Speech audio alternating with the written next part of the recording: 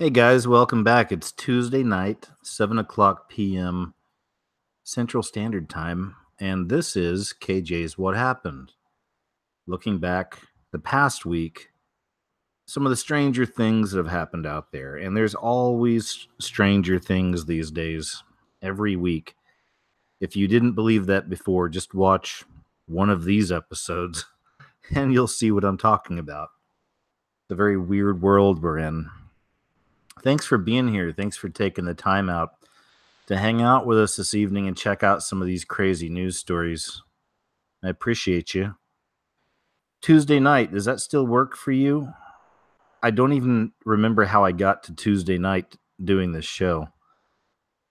So, what do you think? You like Tuesday night? You like a different night? I don't know, weekends? I figured, though, it kind of works on Tuesday night because weekends, there's already a lot going on. There's tons of different shows on the weekend on YouTube. A lot of people do live chats and live shows.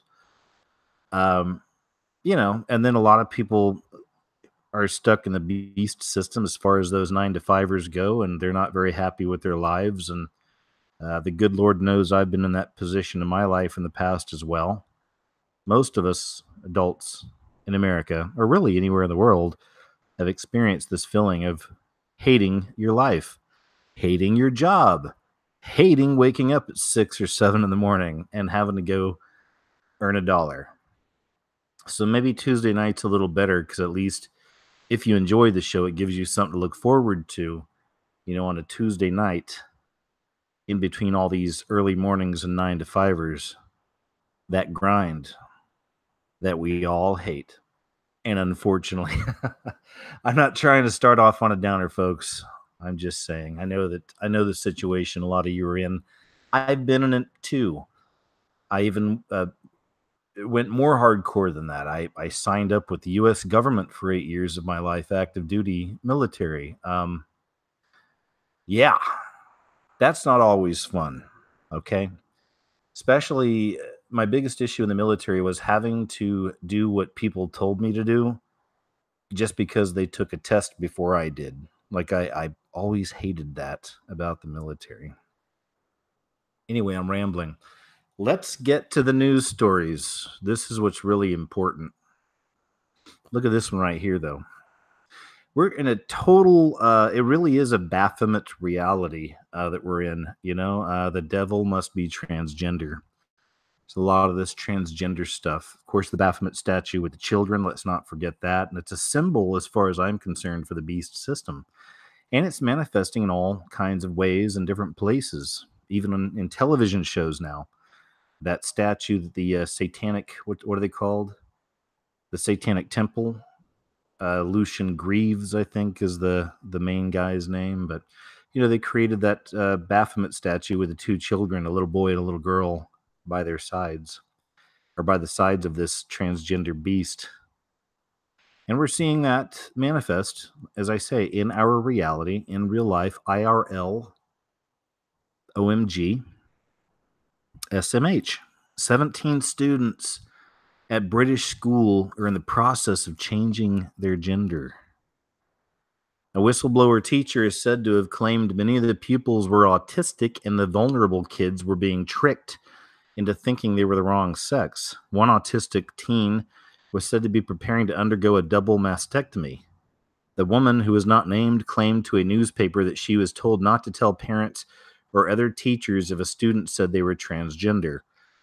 The trend was said to have been encouraged by older students who underwent the changed and then groomed younger pupils who underwent the changed, probably the change, I think they meant to say, and then groomed younger pupils. The majority of those identifying as transgender are girls who claim to be non-binary or identify as boys. Oof. OOF. Gag me with a spoon. There also is a small number of boys who identify as girls. The students may be already, and when I make comments about things like this transgender stuff, it's not that I'm hating on these people or teasing on these people. I hate what Satan has done to this, to humanity. That's the way I see this stuff. A perversion of creation. and it's being accepted. It's cheered. I've got some more stories tonight. You'll see. You'll see. You'll see. The students may be already taking drugs in the process of preparing for the life-changing surgery. The teacher told the paper, I was discussing the topic of menstruation during a class recently and was called out by one of the pupils who now identifies as a boy for failing to say that boys can have periods too. We're living in La La Land. This is a cuckoo, cuckoo, cuckoo. That's our new reality. Of course they can't, and it sounds like a joke, but a lot of teachers are terrified of making a slip up. The school was not named. All right. There you have it. There you have it.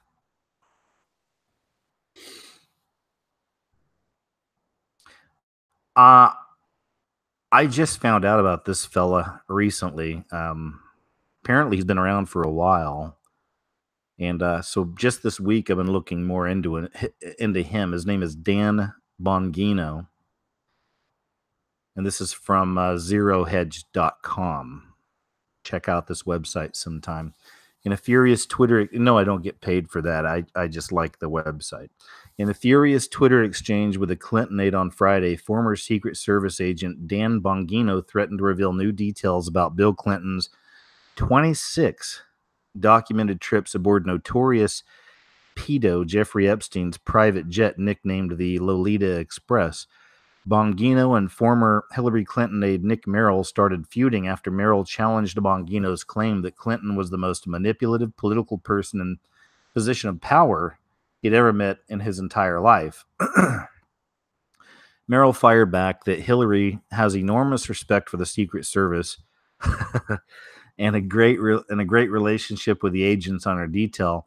He also alleged that Bongino was never on Clinton's detail, a claim that Bongino almost immediately disproved by supplying a photo of him sitting behind Hillary Clinton back in 2001. And there's that photo. That's Bongino right there. That's his Twitter there. This pic is from New York Newsday's inside cover taken at the U.S. Open in 2001. It's one of literally hundreds of operations I conducted with Hillary documented thoroughly by official U.S. government paperwork, of which I still have copies. And that's from Dan Bongino. So anyway. But I didn't know there was a former Secret Service fella that was wanting to expose the Lolita Express. So this will be one I'll be watching closely myself. Dan Bongino, if you want to do a little research on your own there and check that out. Let's read a little bit here. For those who are unfamiliar with his story, Jeffrey Epstein is a New York City financier who pled guilty in 2008 to a single count of soliciting sex from an underage girl. He eventually spent 13 months in prison and was forced to register as a level 3 sex offender, considered the highest risk of reoffending. Through stories of his lust for girls as young as 12 have spread like wildfire in recent years. Epstein allegedly installed beds in his custom jet and also purportedly filmed powerful men during romps with underage girls to obtain materials for blackmail. And this is stuff that I've read Fritz Springmeier talk about in some of his books, the way the Illuminati works and the way that they get one up on you. Same with Skull and Bones, Yell, the secret society, American Illuminati. But even with them, part of the process, you can look this up, but part of one of their rituals with Skull and Bones is that the men will lay naked inside a coffin, whacking themselves off and expressing verbally all of their sexual deeds and like all of their sexual secrets. I know, right? And these are what some people call the elite that are involved in these kinds of things, but just gives you an idea. There's even a movie about Freemasonry, and it's a French film, and I did a video on it years ago, and I don't even remember the title of the video now, but you can look this movie up. Again, it's an old, like, black and white French film about Freemasonry, and the whole movie is about a guy from beginning to end, like as just some regular Joe entering the Masons and everything he learns. And in that movie, they too cover this whole black societies, how they try to get one up on you, right? And they want something on everybody. So everybody's involved, everybody's implicated, and no one's going to tell because they're all doing nasty, disturbing, sick things in the shadows. Makes sense, right? Right. According to Fox News, Epstein allegedly had a team of traffickers who procured girls as young as 12 to serve as friends on Epstein's Orgy Island, an estate on Little St. James in the U.S. Virgin Islands. Epstein now lives permanently in the Virgin Islands. You can look up images of his of where he's living in the Virgin Islands, and there's all kinds of occult symbolism on the buildings and things like this. So it's interesting. It's very, very interesting. So if you're bored and you want to look up some information on this, look up Jeffrey Epstein, Lolita Express, look up Bond Guinot. And hopefully we're just getting started on this expose, and hopefully Jeffrey and a lot of these pervs he hangs out with, these powerful people, right, in politics, men and women, that they all get busted. Wouldn't that be nice? Be wonderful. This is great. This is an older story from October this year. I just missed it before, but I wanted to share it with you. It's classic. I didn't know this happened. Duped academic journal publishes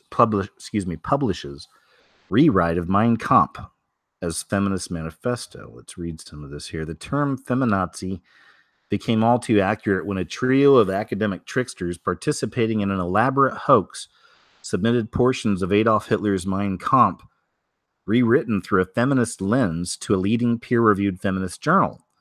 The satirical paper was accepted this past academic year for publication by Aphilia, Journal of Women and Social Work. The sting operation against academic journals became public this week.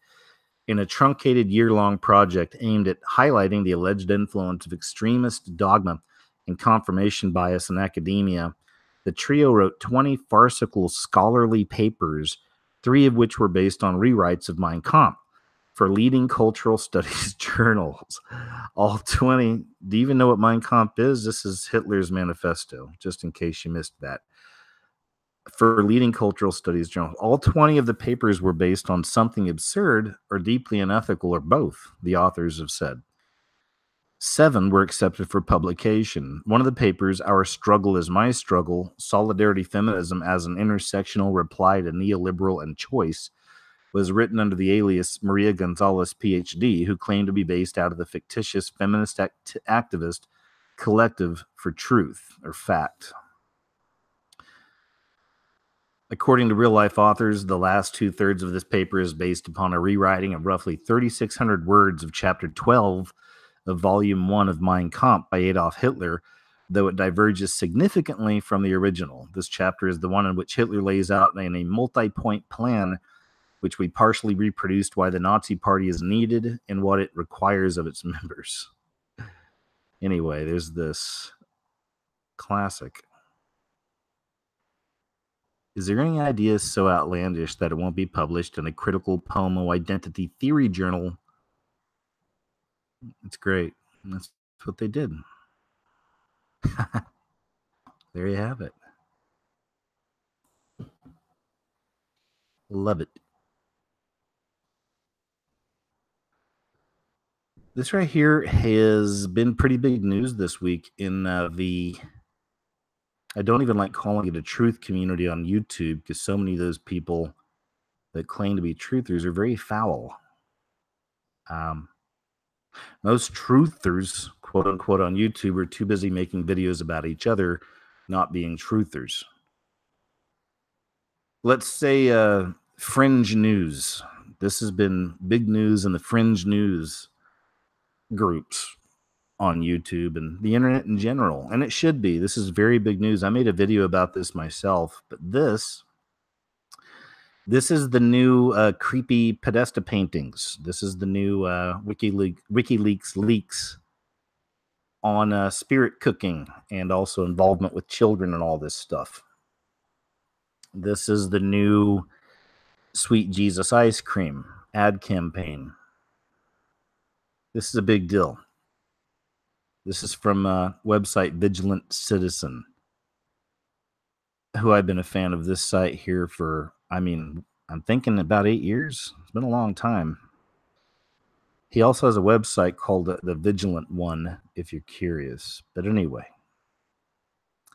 I think he's got some pictures in here I just wanted to share. Because when I did my video, I didn't realize they had some of these other pictures up on their Instagram. This is all stuff I showed you as well. But here's some stuff from their Instagram that just really hammers in the point. Again, this is the revelation of the method. What is it? It's another term too. Revelation of the method. Externalization of the hierarchy. This is Satanism manifesting, becoming mainstream. This is a children clothing line we're seeing from a mainstream pop star. Okay? Doesn't get much more mainstream than that. And yeah, cute, right? So they got this for the children. Ho. That's no mistake. That just, there it is. This is the new Pizzagate in some respects. This confirms a lot of the imagery we saw come out of that creepy pizza joint and Pizzagate in general. Let's get physical with 2 little kids. Gross. In context, right? So you got ho. Let's get physical with the little ones. Of course, the all-seeing eyes. And a 3-6 on the knees. Look at this. 18, 3-6, 666 with the all-seeing eyes. Seriously. In my video, I showed that in all of their clothing, at least the ones I was looking at, they showed basically all the most common, what we call Illuminati symbols or satanic symbols. The only one missing at the time was the all-seeing eye. And of course, here it is. It's all over the place. Antlers. The pseudo-satanic stuff, the horns. Gross, right? Little baby and horns and pentagrams. Look at that, man. And this is from their Instagram. This is Celine Dion's new genderless clothing line for children. They've got this little, I don't know, what do they call that? It's not a onesie. That kid's too old for a onesie. But anyway, it's whatever, a gymnastic outfit or something with an adult handprint right on the chest there, right on front. Nothing to see here, right? Move along. More all-seeing eyes, skull and bones.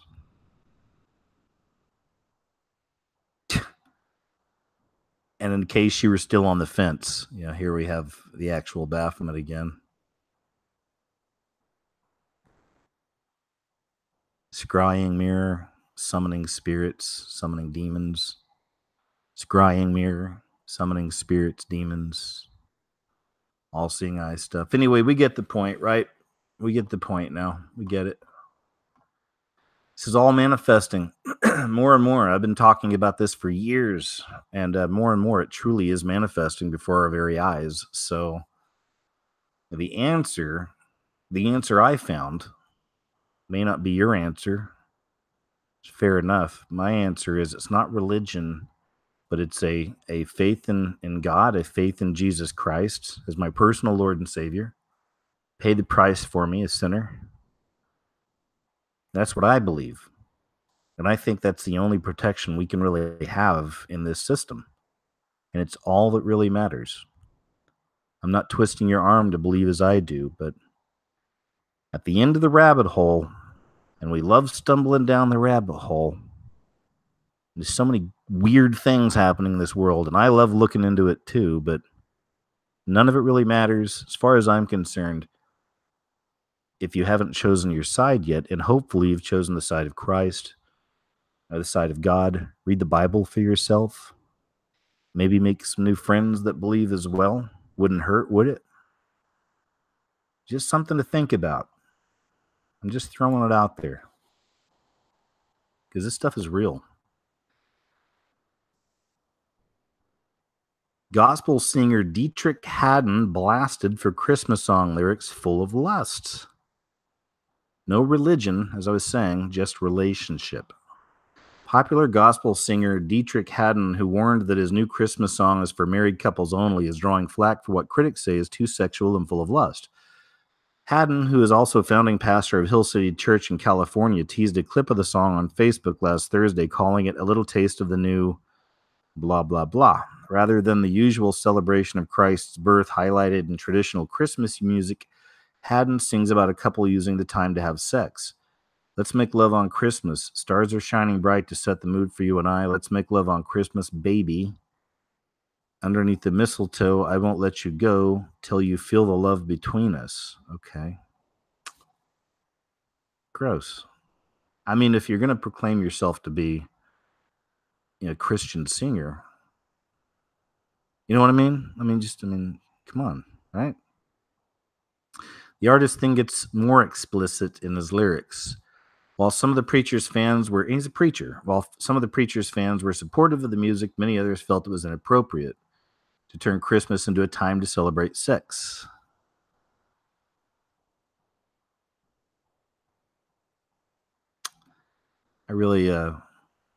I'm not going to read the rest of it. There's not much more to read, but it's just a point. Because keep your peepers peeled on what's going to happen to Christianity in this world and what's already happened to it and what's going to be promoted when he arrives or when he shows himself. The son of perdition, the man of sin. Yeah, because it's going to be a part of it all too. There's going to be an aspect of Christianity that falls in line with all of this coexist stuff. And this is a glimpse into that form of New World Order Christianity. Same with Hillsong. You know about Hillsong, right? Hillsong London carols 2018, Jesus Born in a Saloon, not a stage. It's really not even, that's not cool, but that's not even the worst thing that's ever happened with Hillsong or come out of Hillsong. But Hillsong is another example of one of these New World Order factions of Christianity. You'll see. You'll all see. But really, though, as I said, this isn't even the worst. Some of you may have seen some other videos on Hillsong. I've covered some of their silliness in some of my videos in the past, too. But it's dangerous, especially when you call yourself like some kind of a Christian leader or a pastor or a minister and you literally have a flock to lead and you're leading them the wrong way. The price you're going to pay is a lot worse than others. It's dangerous. There's a lot of stuff on Hillsong we can look into here. Hillsong's Christmas musical productions seem to break through the crass, if not the blasphemy barrier of the year before. Hillsong made an international news in 2015 when it became a, quote, sleazy night Christmas special, which was a cabaret and burlesque show that incorporated Christmas hymns. At the time, charismatic apologist Michael Brown defended Hillsong, claiming that they meant well. Brown also defended Hillsong's Carl Lentz when he made pro-abortion comments and defended Hillsong when they had gay choir directors. This is the New World Order Christianity. Are you ready for it? 2 years later, Hillsong won up to the sleazy night presentation with yet another Christmas sensuality show. Blaspheming God by masquerading flesh peddling as worship is nothing new, with Hillsong famously having a, quote, naked cowboy appear at a women's conference in 2016 and then a, quote, naked Santa later that year. That's just a little something on Hillsong. New World Order Christianity. Are you ready for it?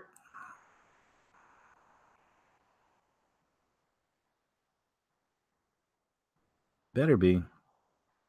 Substitute teacher was banned from school after thanking students who stood for the Pledge of Allegiance. Teacher Jim Firkin, I like that name, Firkin. Sounds kind of like a bad word, to be honest with you. Like, I firkin knew it. I firkin knew it, you know. You lied to me. I firkin knew it. Teacher Jim Firkin. It also sounds like a cute little creature, a little firkin, doesn't it? Aw, you got me a firkin. Thanks. Teacher Jim Firkin, 66, thanked students for standing for the pledge, but at least one student who did not stand felt singled out and bullied. It's a school district where school board members stand and recite the pledge at every meeting and where the Parkway South nickname is Patriots. The PA announcer says, "Please rise for the Pledge of Allegiance." Firkin told Fox 2, "I say let's go." The kids get up, 24 kids in class, and 22 got up. There are always 2 or 3 who don't stand up because it's not required. So at the end of the pledge, I said, "Thank you very much, all of you that participated. I appreciate that. I'm sure all of those families that lost loved ones so we could have the freedoms we have today would appreciate that too." That's what I said. One student asked to go to the counselor's office, Firkin said. Later, his school administrator questioned Firkin about what happened and told him that a student had been, quote, hurt. Oh my goodness. By what was said after the pledge. Oh, I said, "Oh, I didn't mean it that way. That wasn't my intent at all." He said, "We'll get back to you." And then the next day after that, I'm no longer welcome in the building. He was a substitute teacher for the district for about 10 years. 10 years. He filled in at Parkway South almost daily for the past 5 years. The encouragement for support of the pledge is nothing new, he said. Still, after the incident, district officials told him he could no longer work at Parkway South, but could still fill in at other schools. He told the school board this week that he was finished. Something else, huh? Aw, one of the kids got hurt. The villains got hurt. Can you imagine if the grid really went down and we all had to live like a Walking Dead, like that TV show? We'd have to live kind of like a Walking Dead reality. I mean, minus, flesh-eating zombies. At least that variety. I'm sure there would be some flesh-eating zombies, humans just going nuts. But can you imagine?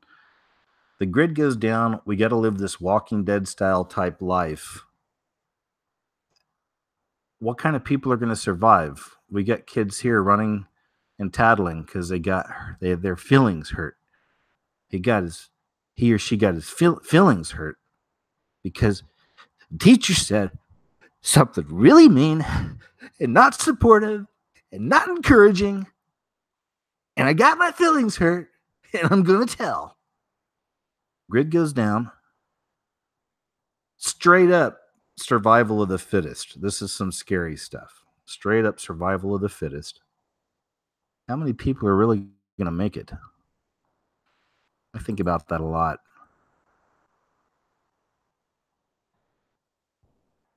Maybe too much.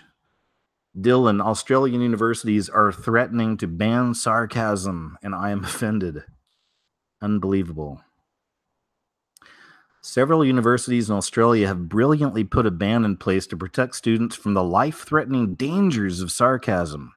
In an interview on Sky News, Gideon Rosner, the director of policy at the Institute of Public Affairs, said that the majority of Australian universities are hostile to free speech and that only one university respects free speech. He added that several universities ban sarcasm because, quote, it's a form of violence. Grid goes down. No more internet. No more cable. No more Netflix and chill. You're hungry.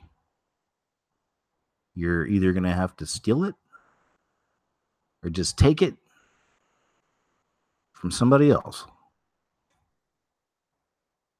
How many people are going to make it? I think about that. Maybe too much. Rosner goes on to mock this ban, but how dare he? University students, even if they are adults, are clearly not capable of handling such language. Universities are for learning, not irony, mockery, or comedy. Shame on him. According to the Institute of Public Affairs Free Speech on Campus Audit 2017, the University of Queensland, Western Sydney University, and Charles Sturt University all banned sarcasm, and their anguish is palpable and justifiably overwrought. We must protect the feelings of students as we prepare them to go into the real world, where they will certainly be shielded from harsh language or distasteful humor. Both the Charles Sturt University and the University of Queensland include, quote, sarcasm in their bullying policies, lumping it together with ridicule. Western Sydney University includes, quote, sarcasm in its guide about how to identify potentially aggressive behaviors and warns to, quote, be careful with humor and sarcasm when trying to use proper, quote, netiquette or politeness on the internet. Grid goes down. You're hungry. Stomach's growling. What you gonna do? You gonna just go take it? You gonna get out there and maybe fish or hunt? But then you got to protect it. There will be blood. You're gonna have to fight, most likely, eventually. I mean, this is worst case scenario stuff. Grid goes down, Walking Dead reality, minus the flesh-eating zombies, at least that variety on television. There will be flesh-eating zombies, just a different variety. You know, smoking a bunch of K2, instead of just a few people smoking K2 and acting like monsters, it'll be like a dozen of them. Hey, let's just smoke a lot of this K2 and go take what we want. Now, there'll be lots of groups like that. I know, it's scary, isn't it? It really is. But right now, we're worried about humor and sarcasm because we don't want to hurt people's feels. Okay? In fact, all American universities should adopt this policy. Now they're just kind of joking around. But anyway, there you go. Just want to share that with you. The city ordinance, this is an older one as well from October, but again, you know, we kind of do our own thing here on the show. We basically stick to the last week, but occasionally I'll find something else I want to throw in there and share. I just stumbled on this recently as well. Austin churches must hire homosexual, transsexual pastors. This is from about a month ago. After Houston rejected similar measures 3 years ago, churches in Austin may be forced to hire homosexual and transgender pastors and ministers due to a city ordinance. Ground zero in the turmoil because of non-discrimination reforms that fail to protect religious and moral objections to sinful lifestyles has shifted to Austin. The city's leaders passed an employment discrimination ordinance much like 2015's HERO, H-E-R-O, measure in Houston, prohibiting decisions against hiring based on sexual orientation and gender identity in addition to other reasons. The ordinance provides no limit to enforcement against churches that decide against hiring homosexuals and transsexuals on moral and religious grounds. Not even pastoral and other leadership positions at churches are excluded from possible city oversight and regulatory management in the capital of Texas. Like a bunch of legal jargon, it sounds like to me. But anyway, I guess that's something they're up against down there in Austin. Austin churches may be forced, or it says must already with the ordinance, they must hire homosexual and transsexual pastors. This is another element of that New World Order Christianity, world religion type stuff. High school bans Canada Goose and Moncler jackets to protect poorer children. This is in London. High school can be tough for anyone, and students from poor backgrounds have the added anxiety, God bless them, of struggling to keep up with their wealthier peers when it comes to clothes and accessories. A high school in northwestern England is attempting to level the playing field for disadvantaged students by banning expensive Canada Goose and Moncler coats. In a letter to parents at the beginning of November, the head teacher of Woodchurch High School in Birkenhead explained that the ban was coming in after Christmas as the school was, quote, mindful that some young people put pressure on their parents to purchase expensive items of clothing. These coats cause a lot of an inequality between our pupils, head teacher Rebecca Phillips told CNN. They stigmatize students and parents who are less well off and struggle financially. The blacklisted coats sell for as much as $1,200. I mean, on that, I didn't know that. $1,200? You're going to spend that kind of money on a coat for your kid? I mean, I don't have kids, but $1,200 is it's a lot of money.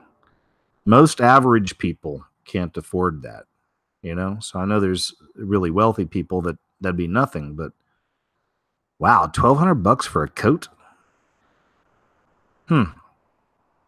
Anyway, there you go. I mean, this goes back to the argument about school uniforms. When I lived in Costa Rica, they had school uniforms there. All the kids wore the same thing. And, I get it. I mean, I understand it. It's kind of for the same idea. You don't want to alienate some of the children that aren't maybe as well off as the other ones. I mean, for that, I actually got it. And I know, you may think some people I think may have the idea that school uniforms is something communist or socialist or just whatever, even though they have utilized that in under some of those belief systems. And of course, I'm not a fan of communism or anything, but this goes beyond that. I mean, as far as the school uniform thing goes, I'm okay with that. I'm all right with that. I get that. Maybe it's just me. Anyway, I never had to wear a school uniform, so easier for me to say, perhaps, but still, I understand it. Yeah, this right here has been interesting. I may do a smaller video about this. I'm working on a couple videos for my website. They'll be up here soon, and I've got a regular video up for YouTube. Should be up hopefully in the next few days. But I was thinking about doing a little video on this subject right here on what's happened to The Walking Dead. I've watched The Walking Dead since the very beginning. I've been with it for years, and I mean, considering what I do, even the name of my channel, The Scariest Movie Ever, some of I worked in Hollywood and I went to film school, and I've always been a bit of a geek when it comes to horror and sci-fi, and that's combined with my faith, my spiritual life. This is where I get my videos. This is where I create the kind of things I create, right? So, I'm into a lot of these kind of things. Walking Dead has been filled with symbolism for a very long time. There's definitely a lot of interesting symbolism there. End times type programming, lots of that. Even with Christians and the rapture, there's some programming in there as well in The Walking Dead. There was a season a few years ago where they had this truck, and on the side of it was a semi. It was carrying like a big load or whatever, but the load it was carrying on the side, it was something like home in time for the harvest, and it had a whole bunch of wheat on the side, and the truck wound up crashing into a burned out abandoned church and collapsed it at one point. That was just one moment where I was like, oh, very interesting. So that's just an example, but I see stuff like that all the time in The Walking Dead. Symbolism, subliminals, whatever you want to say, or just seeing things with our spiritual eyes a little differently. The show's changed a lot. It's changed a lot. There's lots happened. I don't want to spoil anything. Most of it's probably been spoiled anyway. But all the changes they've gone through. But this season, I just noticed this, and then I saw this story. But yeah, there's like 5 of the main characters now are gay on the show, and there's not that many main characters left. It's been like 9 seasons now. Lots of people dead, lots of people just left, so, we don't have very many people to follow right now. It's kind of an interesting new start that they've been doing here with The Walking Dead. And, not a lot of main players anymore to kind of keep tabs on. So the ones they have, most of them have been there for quite a while, but now they're in a situation where, like I said, there's like 5 gay characters on there. Again, it's not like I hate gay people or anything like that, but I hate programming, and that's what this is. I see that kind of programming with this stuff. And what's interesting, even more interesting, is, and the reason I was going to make a video, I'll show you here in a second, but let's read some of this. Over the years, we've seen our survivors grow closer and fall in love, and now they're setting up home with families, proving that the show is more forward-thinking than all of its competitors. The dystopian future that the show is set in has well and truly broken down the barriers, and everyone is free to love whoever they want. To be fair, when you're fighting against zombies, having an issue with other people's relationships would be the least of your worries. Okay, anyway, after a bit of fighting for it, King Ezekiel has finally landed as queen. We also know the newcomers Yumiko and Magna are a devoted lesbian couple. Let's see. I guess that's all the article is. But yeah, there's these two. But then there's also the character named Jesus, who's homosexual. There's also Aaron. And then there's, I can't remember the girl's name now, but she's running one of the communities. Gosh, what's her name? I forgot. Or she's helping Jesus run it. But she's a lesbian as well. So, that's just, it is what it is. Like I said, and plus, keeping in mind that the homosexual group, like LGBTQ, grouping them all together, that's less than 2% of the population. At least it was a few years ago. I know it. Well, I'm sure it's growing because of all the conditioning and the programming, and the world's becoming a lot more tolerant to this kind of a thing. That's what the new Christianity is going to be. The end time Christianity will be one of the most tolerant religions on the planet. You already see it manifesting, right? So let's show you something. Let me see if I can find this, but this is interesting. So this season, and they got rid of, okay, I have to tell you some of this, so sorry, but like I said, they've already spoiled most of this. Rick isn't on the show anymore. Rick left this season. And, you could even make an argument that this is a reflection of what's happening in our society. It's like they got rid of toxic masculinity because Rick was a total alpha male. It was the Rick-tatorship instead of the dictatorship. And total tough guy, total badass, total alpha male. He's the man. And we followed him for 9 seasons. And now he's gone. And now all of a sudden we've got, 5 gay characters of the lead. No issue with the interracial stuff. There's like 3 black and white couples in there now as well. Now, to me, that just shows you more and more that it's a message. They're trying to send a message to you. And that's when I hate my entertainment even more than I usually do, because I see the symbolism in it. But when I can picture these liberal producers standing behind the camera and wagging their finger at me, now learn your lessons, okay? It's okay to marry someone from another race. Yeah, we get that. Don't force it down our throats. And then, and it's okay to be gay. There's nothing wrong with it. It's just, that's the thing. So, but what's interesting, even more interesting, let me go to YouTube, I guess, here. Let's go to YouTube. Let's see what we got here. I don't even know what video. Oh, some UFO video I bookmarked. But let me show you the new opening sequence to The Walking Dead, because that changed this year as well. Walking Dead.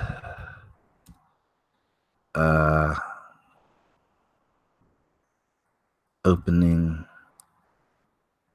Yeah, season 9, I guess I'll say. Because there's something I'm going to show you. I got a point to make here. Thanks for waiting for it so patiently. Okay, here it is. This is the new opening credits sequence for The Walking Dead. First time, it's changed a little bit here and there throughout the years, but never this drastically. Now it's an animation. So, first time, 9 years of this season running, that we see all these messages, at least I do, coming out this season. The end of toxic masculinity, and, the introduction of, more gay characters, and right. So, the point of saying that is that this is a program. We are being programmed with this. We're being imprinted with this. How do I know this? Because a very common symbol of the beast system shows up here during the opening credits. Let's see if I can. There it is. What do you think it is?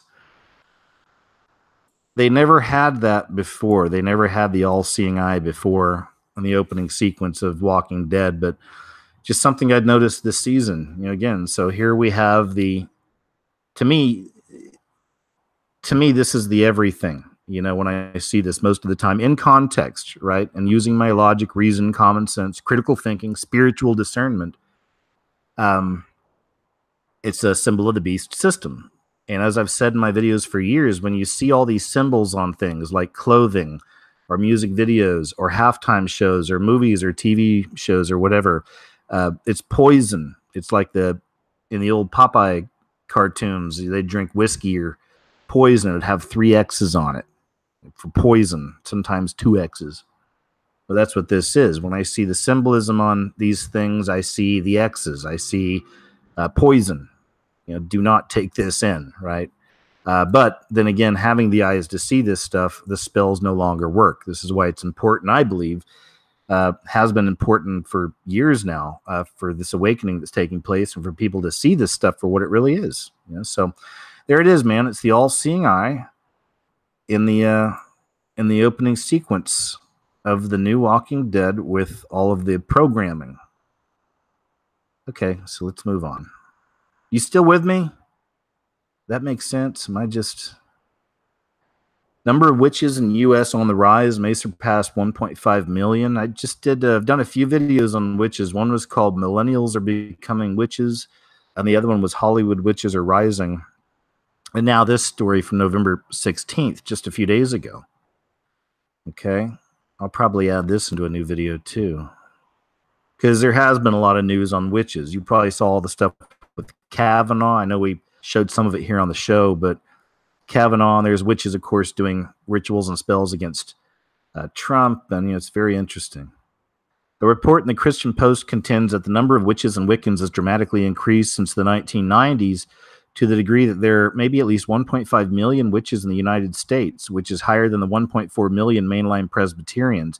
This is also a return to the old ways. This is the pagan religions returning and coming back for the end. I did a video a few years ago called Ancient Gods Return for Armageddon. I think that's what it was called.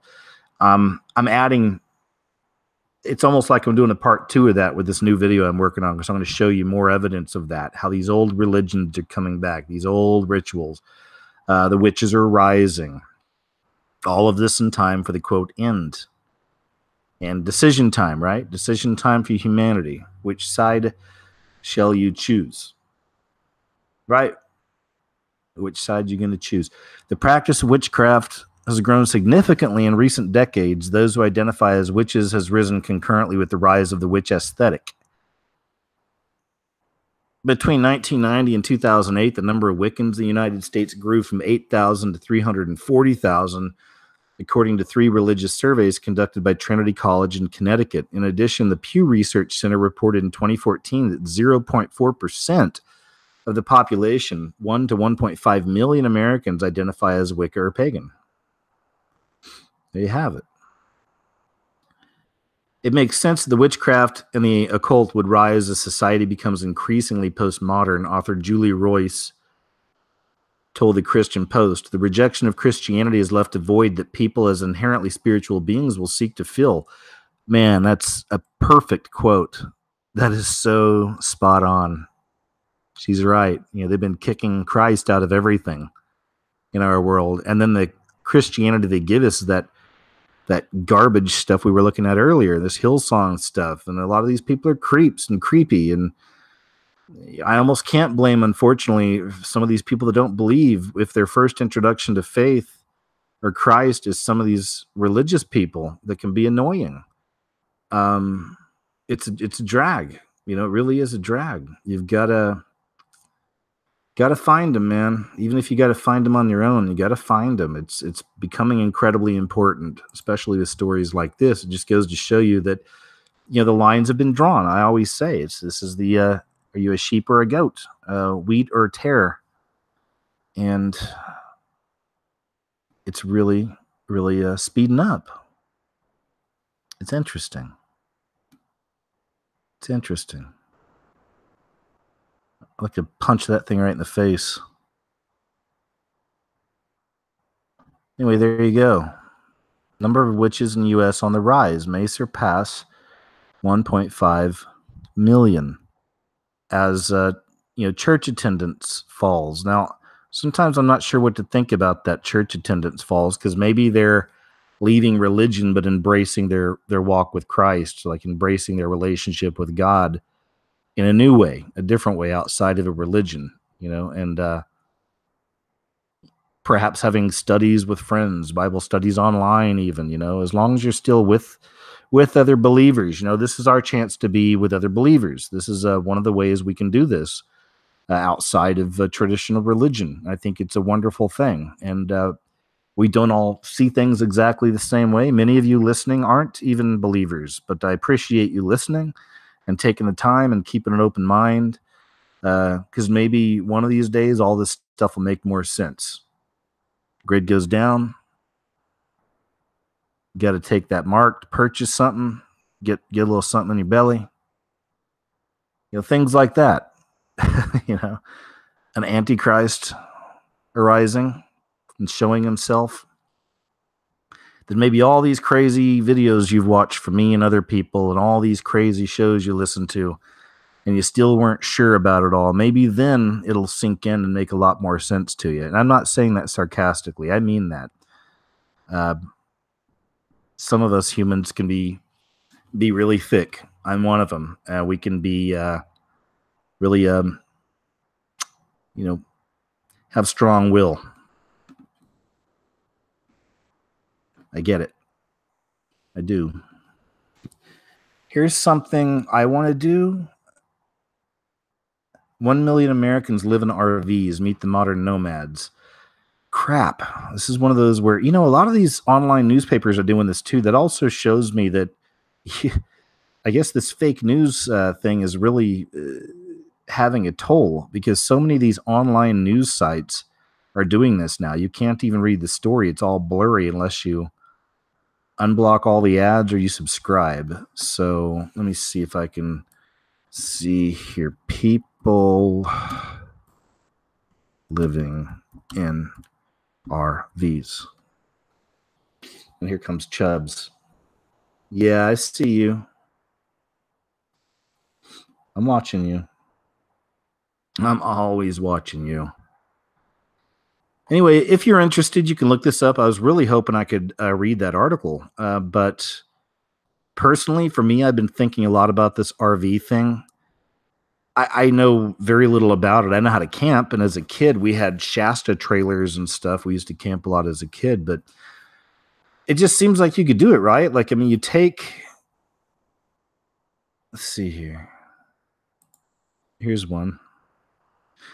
This is really becoming a huge community, though. I've noticed this.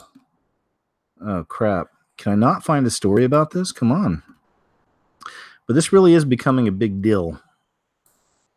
I'm seeing more and more. In fact, I'm even subscribed to a few YouTube channels of people that just live in their vans and live in the trailers and stuff like that. And it's really cool.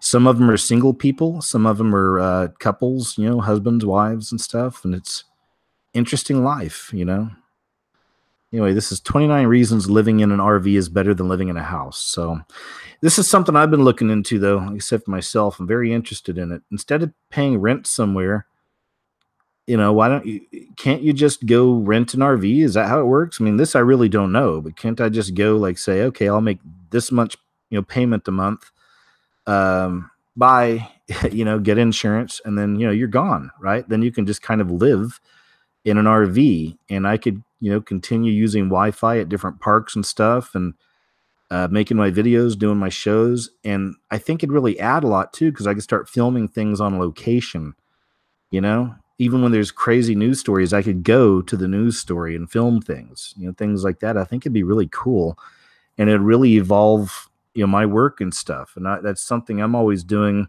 and looking at for myself, is I always want to make sure that my work's evolving, that it's not staying stale or whatever, and that I'm always changing things up or trying something new. Even this show here, we've been doing this not quite a year, I don't think. So this is fairly new. My KJ's What Happened. And before this, it was Catching Up with KJ. And I just like, new things. I'm even looking at new editing software to kind of make my videos look different. So I don't know, but I'm rambling. But I am really interested in this RV living thing. If anybody has any, stories you want to share with us about this, maybe in the chat or once the video is uploaded in the comments section, you have any information about living in an RV or anything, please share with us, okay? I appreciate it.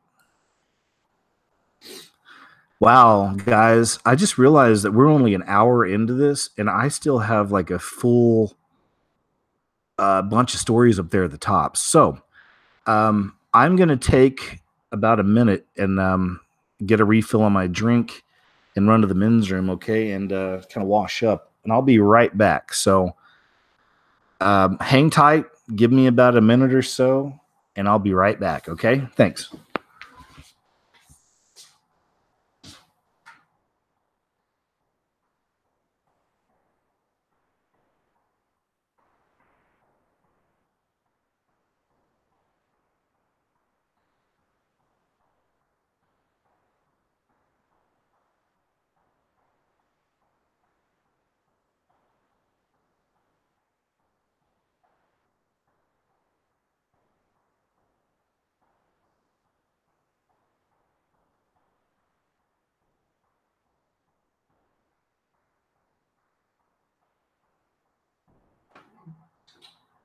Come on.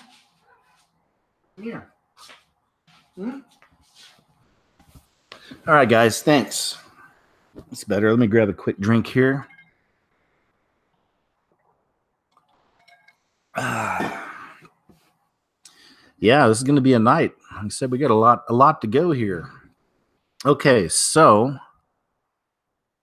this is an interesting one here. It's from Erin Elizabeth, Health Nut News. Huge fan of Health Nut News, by the way. Huge fan of Erin Elizabeth. Also, I like Mike Adams' work as well. I use them both as a resource. But if you're not familiar with healthnutnews.com, please go check this out. She's a great resource. All right. And no, I did not get paid for that. It's just, showing some coolness to another wonderful researcher out there and reporter. She's a reporter. Death of HHS top official ruled suicide by multiple blunt force injuries in D.C. There's the fella right there. On November 1st, Daniel Best, a pharmaceutical executive from Bay Village, Ohio, who led the U.S. Department of Health and Human Services efforts to lower prescription drug prices, died. And now his death has been ruled a suicide. But look at this. Police say Best was found unresponsive near the garage door exit of an apartment building in Washington, D.C.'s Navy Yard neighborhood at 5:25 a.m. on November 1st and was pronounced dead by medical personnel who responded to the scene. Here's the tricky and confusing part, though. The city's office of the chief medical examiner said Best died from, quote, multiple blunt force injuries and ruled his death a suicide? Question mark? Even though they ruled his death a suicide. How does one kill themselves by multiple force injuries? Unless they jump to their death, which was not stated by the medical examiner. Unfortunately, the medical examiner wouldn't release further info. Mainstream media barely touched this article, but what they failed to mention is the fact that Dan Best was brought in to lower drug prices, plain and simple, and just weeks later he was found dead.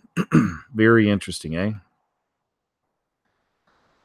So yeah, check that out. You can check that out at Health Nut News. I included a little bit of the way I got to know her, and this is from, I think, a few years ago now. It's been a few years.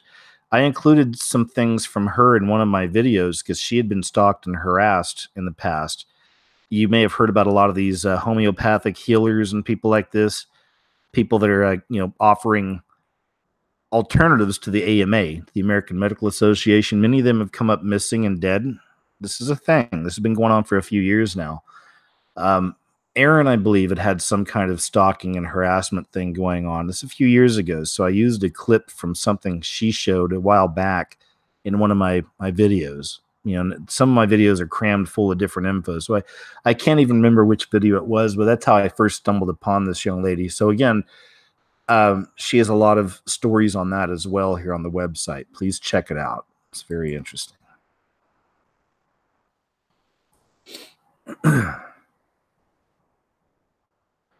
Okay, this is really crazy. School punishes male teacher for refusing to watch a naked girl in the boys' locker room. You heard that right. A Florida school district allowed a self-described transgender female student regular access to the boys' locker room with no advance warning to the boys or their parents. The first time she walked in, she caught boys literally with their pants down, causing them embarrassment and concern by the fact that they had been observed changing by an obvious girl, says a complaint letter to Pasco County School District. With a, quote, gag order, school administrators forbade teachers from talking about the change and ordered a male PE teacher to supervise the potentially undressed girl in the Chasco Middle School locker room, the letter says. When he refused to knowingly place himself in a position to observe a minor female in the nude or otherwise in a state of undress, administrators told him that he will be transferred to another school as discipline for, quote, not doing your job in the locker room. I mean, this is crazy. That's crazy, right? Forcing him to be in a perverted position, really. In an email, an administrator initially threatened to put the male coach on administrative leave, telling him that refusing to supervise a potentially naked female student would not be tolerated. The school's other PE teacher, who is female, also objected and was ignored. Pasco parents have yet to be informed by the school of this situation, yet the transgender student continues to have open access to private male areas. Despite the initial September incident, the legal contact in October, the elected board for the district with 70,500 students has so far taken no action, and administrators have refused to budge. Unfortunately, these things are going on across the country, primarily with school psychologists and guidance counselors, said Mast. He noted that it's standard for public schools to pass transgender policies without informing parents, voters, or taxpayers first. That means the public only hears about it after children have been affected, withholding all opportunities for parents to prevent their child's exposure to this kind of sexual indoctrination, confusion, and exploitation. Last year in a Georgia public school, a 5-year-old girl was allegedly sexually assaulted by a, quote, gender-fluid male classmate in the school bathroom after a transgender policy allowed him access. He allegedly pushed her against the wall and repeatedly jammed his fingers into her genitals while she struggled. The district refuses to believe the alleged victim, and the mother has pulled her daughter from the school, which never notified her of the incident and maintains its bathroom policy. Guys, this is so wrong. Hey, come here now. Come here. Yes. Get over here. Come here. Yeah, come on. Sorry, guys, hold on. Get over here. Come here. Come here. You know you're not supposed to go under there. Come on. Come on. Here he is. All right. Now we got Chubbs up here. Hey, can you be good and not go under there anymore? Okay? Okay? All right. He doesn't feel like talking. All right. Maybe he'll be good. All right, so a child could be placed overnight in a room with an emotionally or mentally struggling child of the opposite sex without that child or her parents knowing. The guide gives school staff a script of talking points about gender-inclusive schools. Here are some selections for responses to concerned parents and students. So this is something for the parents here, having to do with the policies here at this school. Anyway, you get the idea. School punishes male teacher for refusing to watch a naked girl in the boys' locker room. There it is. That's our reality now.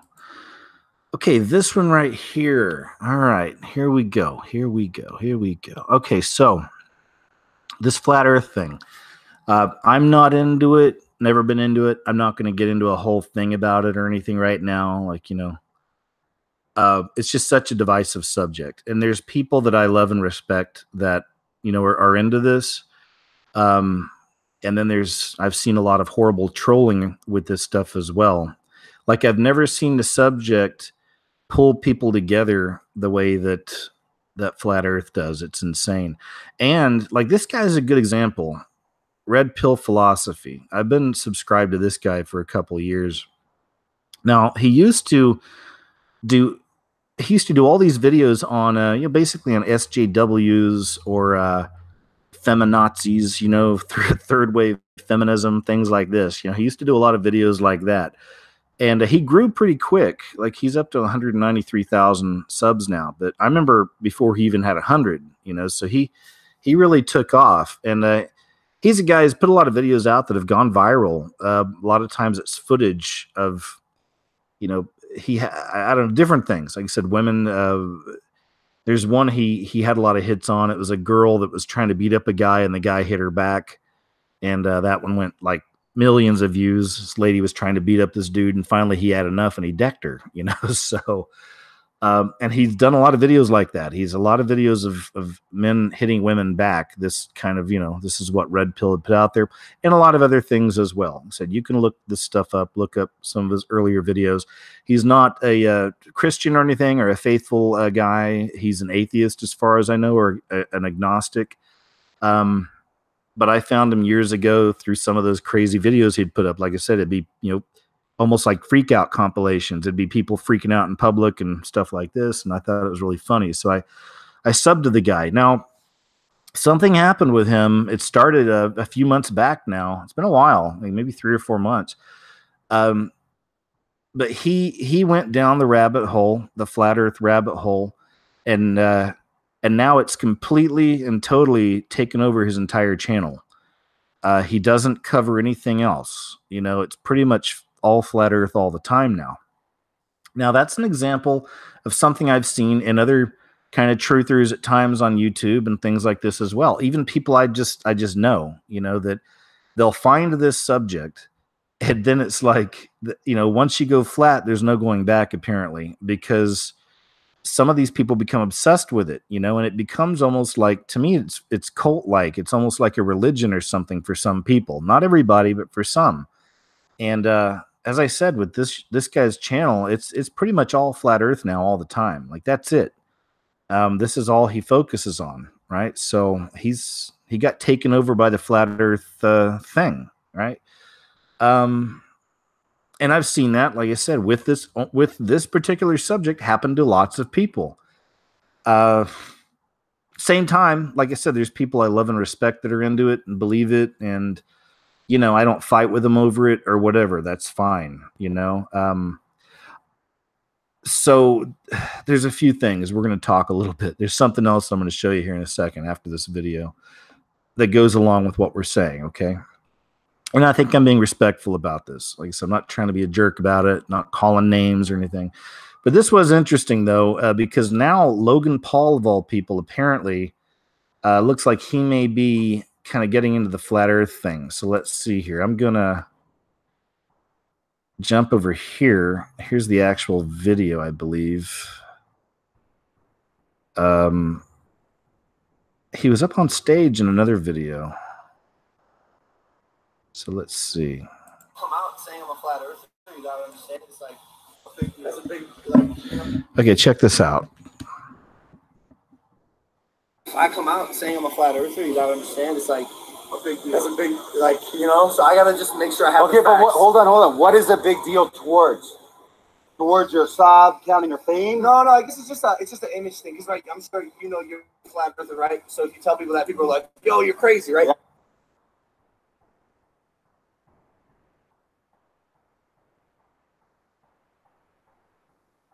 I'm at the Flat Earth Conference 2018 in Denver, Colorado. Should I keep streaming here while we go to dinner? There he is, the celebrity Logan Paul. What are daddy lines for? We're going on a date. You're gonna go on a date? What's this piece about? Are you mock flat earthers? Or? No, it's a doc. It's a documentary because my roommate is a flat earther. Is he really? Yeah. Which one? He's not here? Where is Mike? Mike.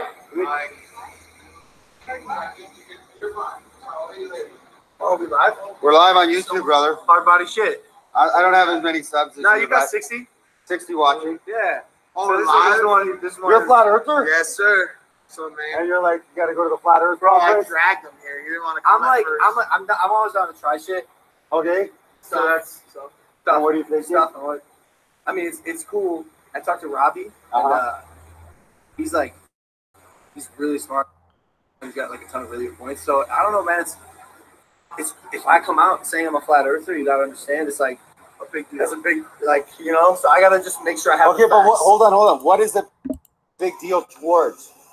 Towards your sub count and your fame? No. I guess it's just an image thing. Because right, I'm sure you know you're a flat earther, right? So if you tell people that, people are like, "Yo, you're crazy," right? Yeah. So if I'm gonna do it, I need all the facts and evidence.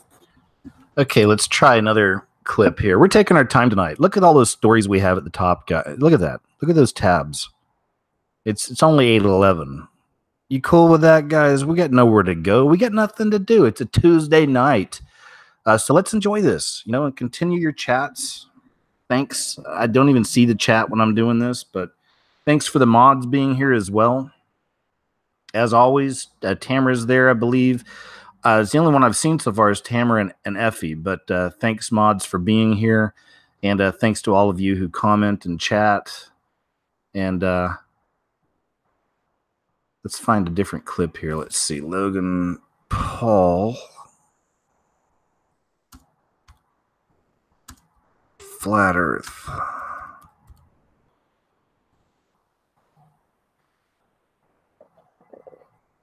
As you can see, a lot of people are making videos about this. Let's get a drama alert here.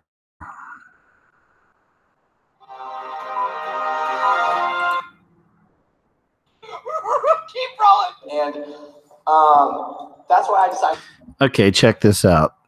This is Keemstar. There's different footage here now. This is he's up on stage at the Flat Earth convention. All right, check this out.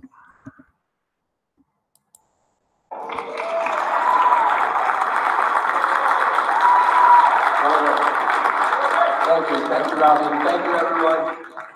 Okay, so first things first, I can't see any of you. It's incredibly bright up here. But thank you all for having me. The first day was absolutely incredible. And I do want to give a special shout out to my friend Mike for being the catalyst to all this. Shout out, Mike. I love you. He's one of my best friends. So I consider myself a man of truth. Someone who hates being ignorant. I try my best to avoid being ignorant. Keep rolling. And that's why I decided to come here, because if I'm gonna do this and if I'm gonna put my name out there, I want to know the facts, right? The fact that, you know, we haven't been to the moon in what, over 50 years? The fact that the moon emits its own light. Some of the best scientists, the globe heads, is that what you guys call them? The globe heads. Some of their best scientists can't explain gravity. Neil deGrasse Tyson, Bill Nye.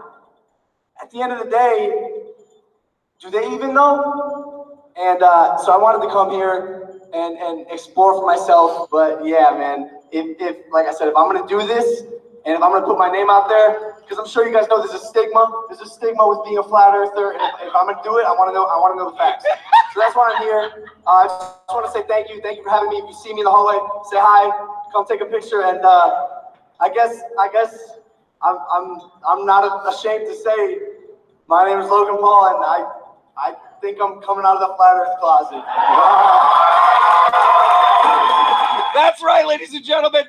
Logan Paul thinks the earth is flat. Now listen.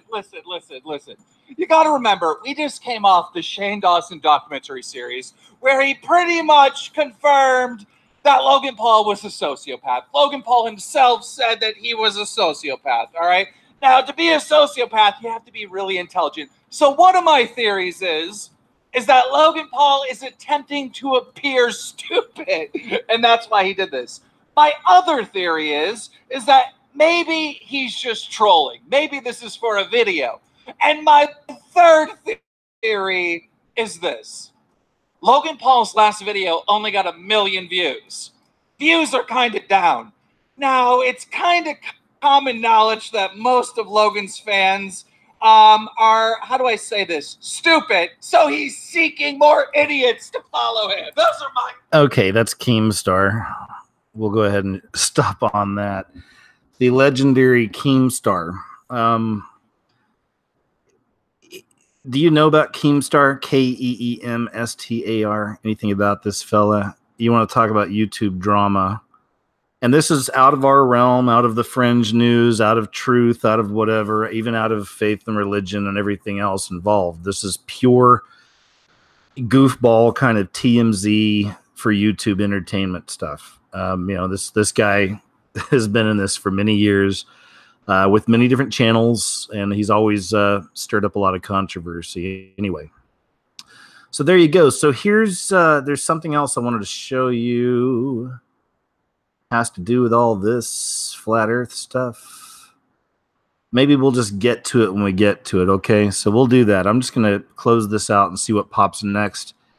And when I get to this particular story, we'll talk about it. But it's a continuation a bit on the flat earth stuff, okay? So check this out, though. China, once again, China is cuckoo.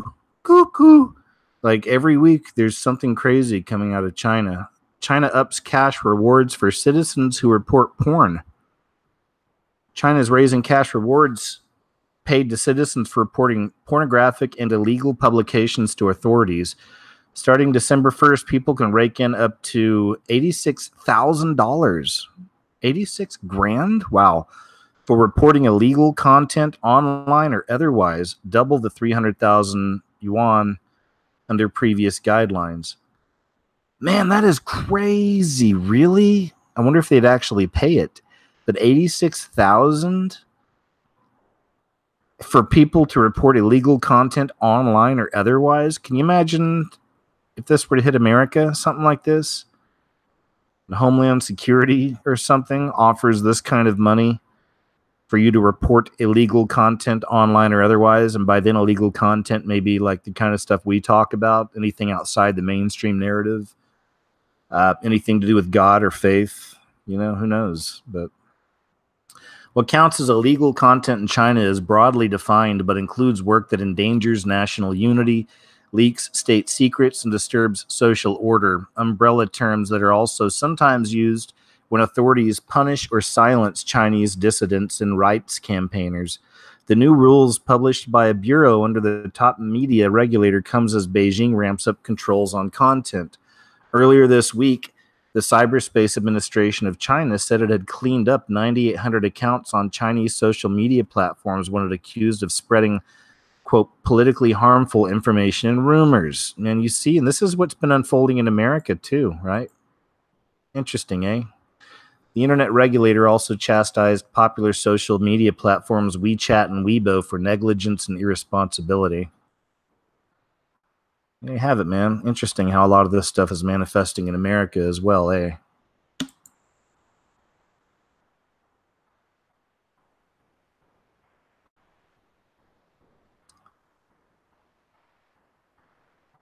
We got here. Oh, interesting pictures. I think I may have stumbled into an additional Doom break.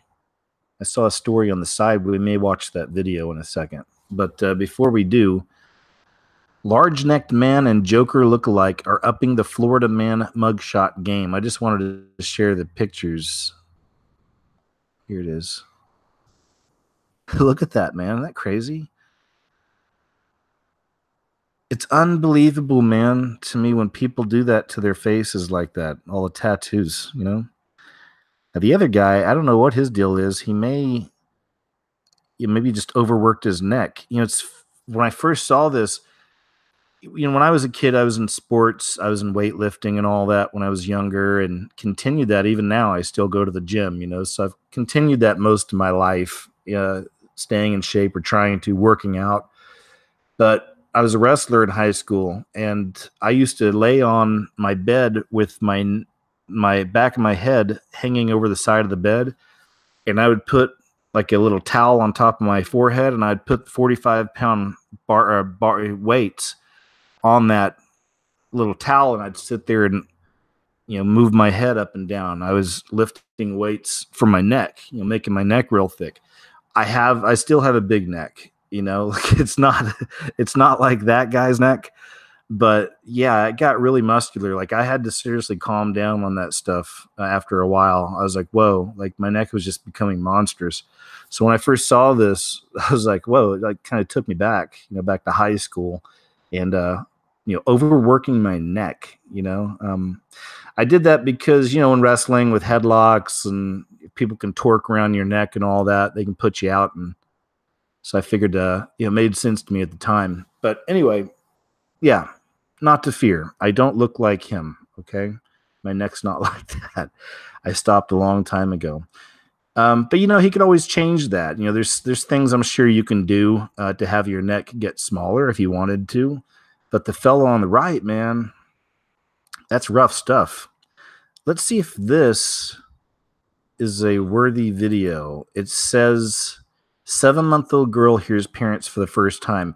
I've already got a kind of a doom break set aside, but this could be an additional one. So let's take a look. Always a fan of the little babies. I am. I love babies and animals. There, I said it. All right, check this out. Hi, honey. Hi. Hi, beautiful. Can you hear me? It's Daddy. Hi. Hi. Hi, Ada. Hi, Ada. Hi, big girl. Hello. Hi. Hi, Fifi. Hi. Hello. Hi. Ada. Hi. Hi, big girl. Yeah, hi. Hi, beautiful. Okay, it's cute. Don't get me wrong. I like it, but it's not a classic. It's kind of those seen one, you've seen them all kind of things. I've seen better. I've seen better cute baby videos. I'm just putting that out there. I have seen better. This is a cute baby. It's a wonderful moment. We gave it a shot, guys. It wasn't as big a hit as I was hoping it'd be, but that's okay. That's how we do here. All right. No real structure. We're just kind of like a leaf on the water over here. Speaking of which, let's move on and see what else we got. Oh, wow. Another one about feelings. People getting their feelings hurt. Snowflake generation are too scared to cause a scene. Less than half of 16 to 24-year-olds would complain about a rude waiter or cold meal compared to 71% of over 55s. That is very interesting. It says a lot. It says a lot. Because this generation here is, as far as I'm concerned, the most programmed generation in history. So, of course, we're going to see it manifest in these kinds of ways because they want us all cowards anyway. Right? Get rid of toxic masculinity as well. They want everyone coward. Men to be more feminine and women to be more masculine. All of same sexes licking up on each other all the time. This is what they want. They want to put strong black men in the dress. And they do it all the time in Hollywood. Young people are so afraid that complaining will be perceived as causing a scene that fewer than half would speak out about bad service in a restaurant, a major study has found. Just 46% of 16 to 24-year-olds would complain about things like a rude waiter or a cold meal versus 71% of the over 55s who see speaking about out poor service, okay, bad writing there, as a matter of empowerment. 3 out of 4 Brits said they have put off complaining entirely at one point or another, and failing to speak up for themselves cost people around $275 a year. Okay. How about you? What do you like? Do you let people know? There's a difference there. Chubbs, don't. Come here. Hey, come here. Come on. Here. Sit here for a little bit, man. That's me petting Chubbs. You be a good boy? Like when I give you a kiss? Okay. Go on. Get out of here. So what about you? You know, are you the type that'll say something if you're getting bad service from a waiter or a waitress? It's not making a scene. I don't know about you, but I've been a waiter. All through college, I worked at a restaurant. It was a nice one. It was a 4-star restaurant. It's called the Chop House. Steaks, sea bass, you know, stuff like that. Fancy joint. So I've been on both sides of it. But yeah, I've done the waiter thing. I even worked at an Outback Steakhouse many years ago as a waiter, and couple other places throughout the years. It's always been one of those fallback things. You know, if I needed to work just for a while, you know, make a few bucks easy or whatever, or make it quick, it was always waiting jobs for me. You know, it's the way I always saw it. It's always something you could fall back on, get into relatively easy, and make some money. You know, you can make some money pretty quick. If you're good with people, I'm good with people. I love people, you know, so you can make your money. It's basically selling yourself, you know, a lot of the time being a decent waiter or a waitress, right? But anyway, so yeah, you know, you don't have to cause a scene. You don't got to freak out and scream and yell, you know, you can just talk to people and be reasonable and cool and let them know, you know. So there you go. What do you do in those kind of situations? Do you find yourself afraid to complain if you're being treated wrong or you're getting bad service or whatever, or somebody cuts in front of you in line or whatever? Do you say anything? You just figure, nah, just kind of let it happen, you know?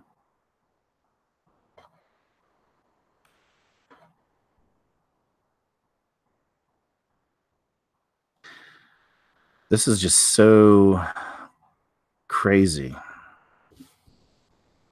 The world's first oral sex robot has been created by analyzing hundreds of hours of porn. Okay, there you go. There's really not much more to it. That's kind of it. It's just the headline alone. I really don't want to delve too deep into this particular subject, but interesting, eh? World's first oral sex robot has been created by analyzing hundreds of hours of porn. Whoa, and that's what it looks like. Hold on. You gotta see what this thing at least looks like. I didn't realize there was a picture of it. Let's see. These things take forever to load, probably because of so many tabs open. All right, whatever. I really don't need to see it that bad, but just wanted to share that headline with you. There you go. It's freaking crazy. All right, we get it.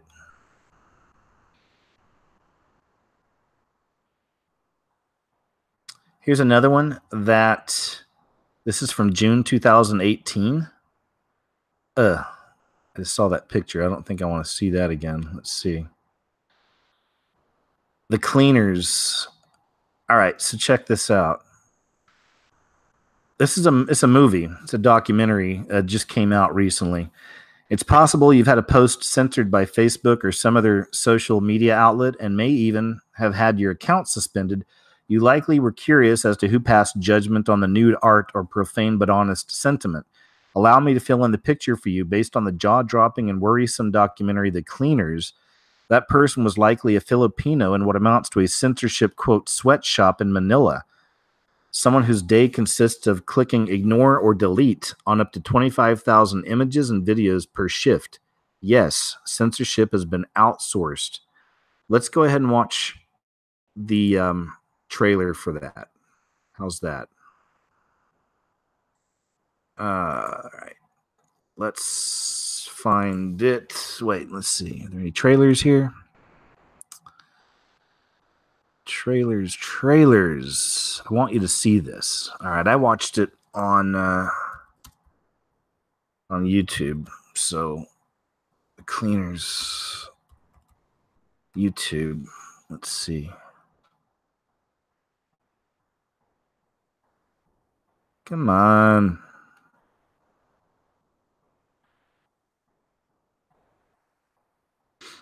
Give me a second. Got to be careful whose version we watch, because somebody inevitably put ads on one of these and trying to make some money on it. And not everybody does that. The Cleaners.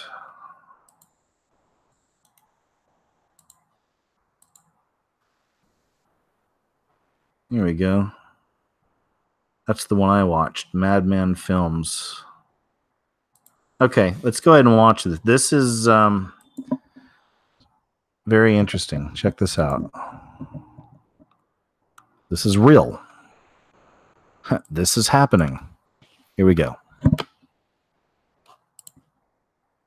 Delete. Ignore. Ignore. Delete. Delete. Ignore. Ignore.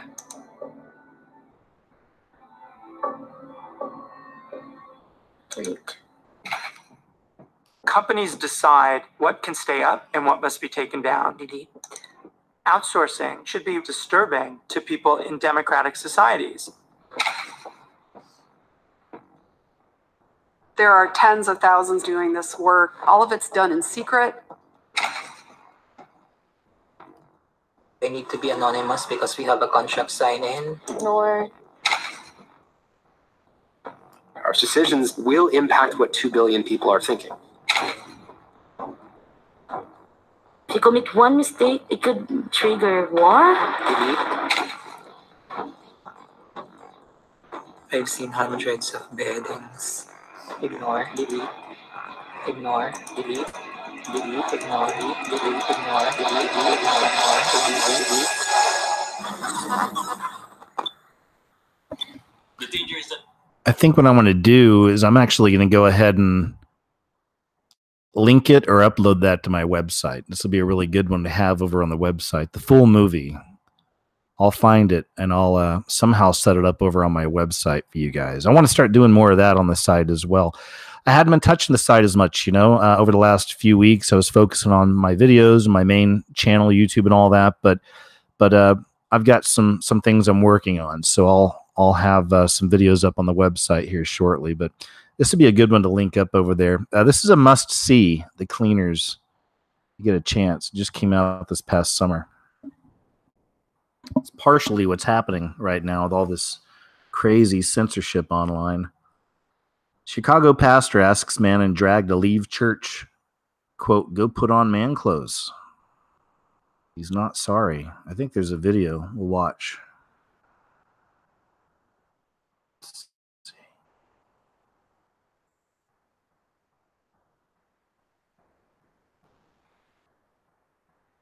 Okay. Still connecting. Let's see. It doesn't want to load, it seems. Okay. Let's see here. No volume. No, it's just music. All right.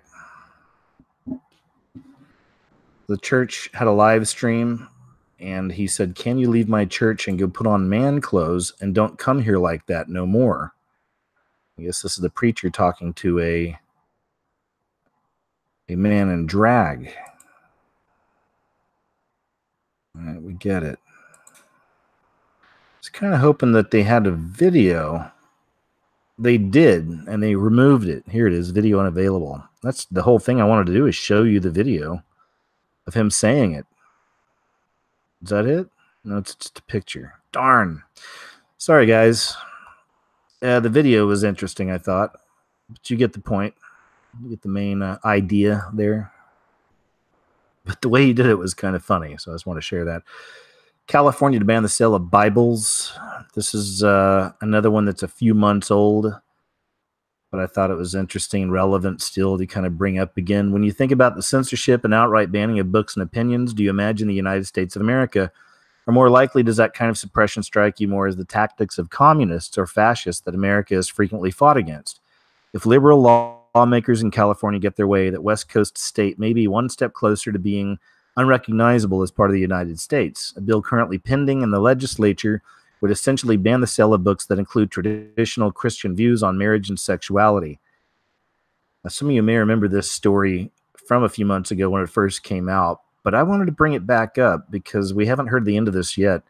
And this is going to be again one of those breaking points, and this is going to be another firm line between, are you part of this new world order religion and this new kind of Christianity that's coming about, or are you going to hold to the word? Are you going to stand apart? So this is going to cause a major crack.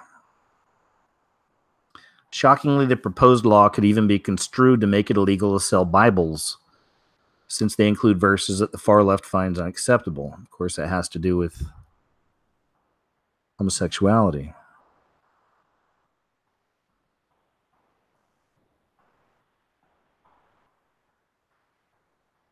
The bill, let's see. Assembly Bill 2943 would make it an unlawful business practice to engage in a transaction intended to result, or that results in the sale or lease of goods or services to any consumer that advertise, offer to engage in, or do engage in sexual orientation change efforts with an individual. It's a lot of legalese to digest, so let's break it down. What the bill basically says is that anything that can be seen as trying to impact a person's sexual orientation would be illegal to sell or offer. This would almost certainly include traditional Christian counseling services and books. The bill then defines sexual orientation change efforts as any practices that seek to change an individual's sexual orientation. This includes efforts to change behaviors or gender expressions, or to eliminate or reduce sexual or romantic attractions or feelings toward individuals of the same sex. Keep that in mind, what I just read to you, because here's how we know that this is a part of what the beast wants. Boy Erased. Is that it? It's a new movie out. And it's, yeah, there you go. Boy Erased. Yes, it's propaganda.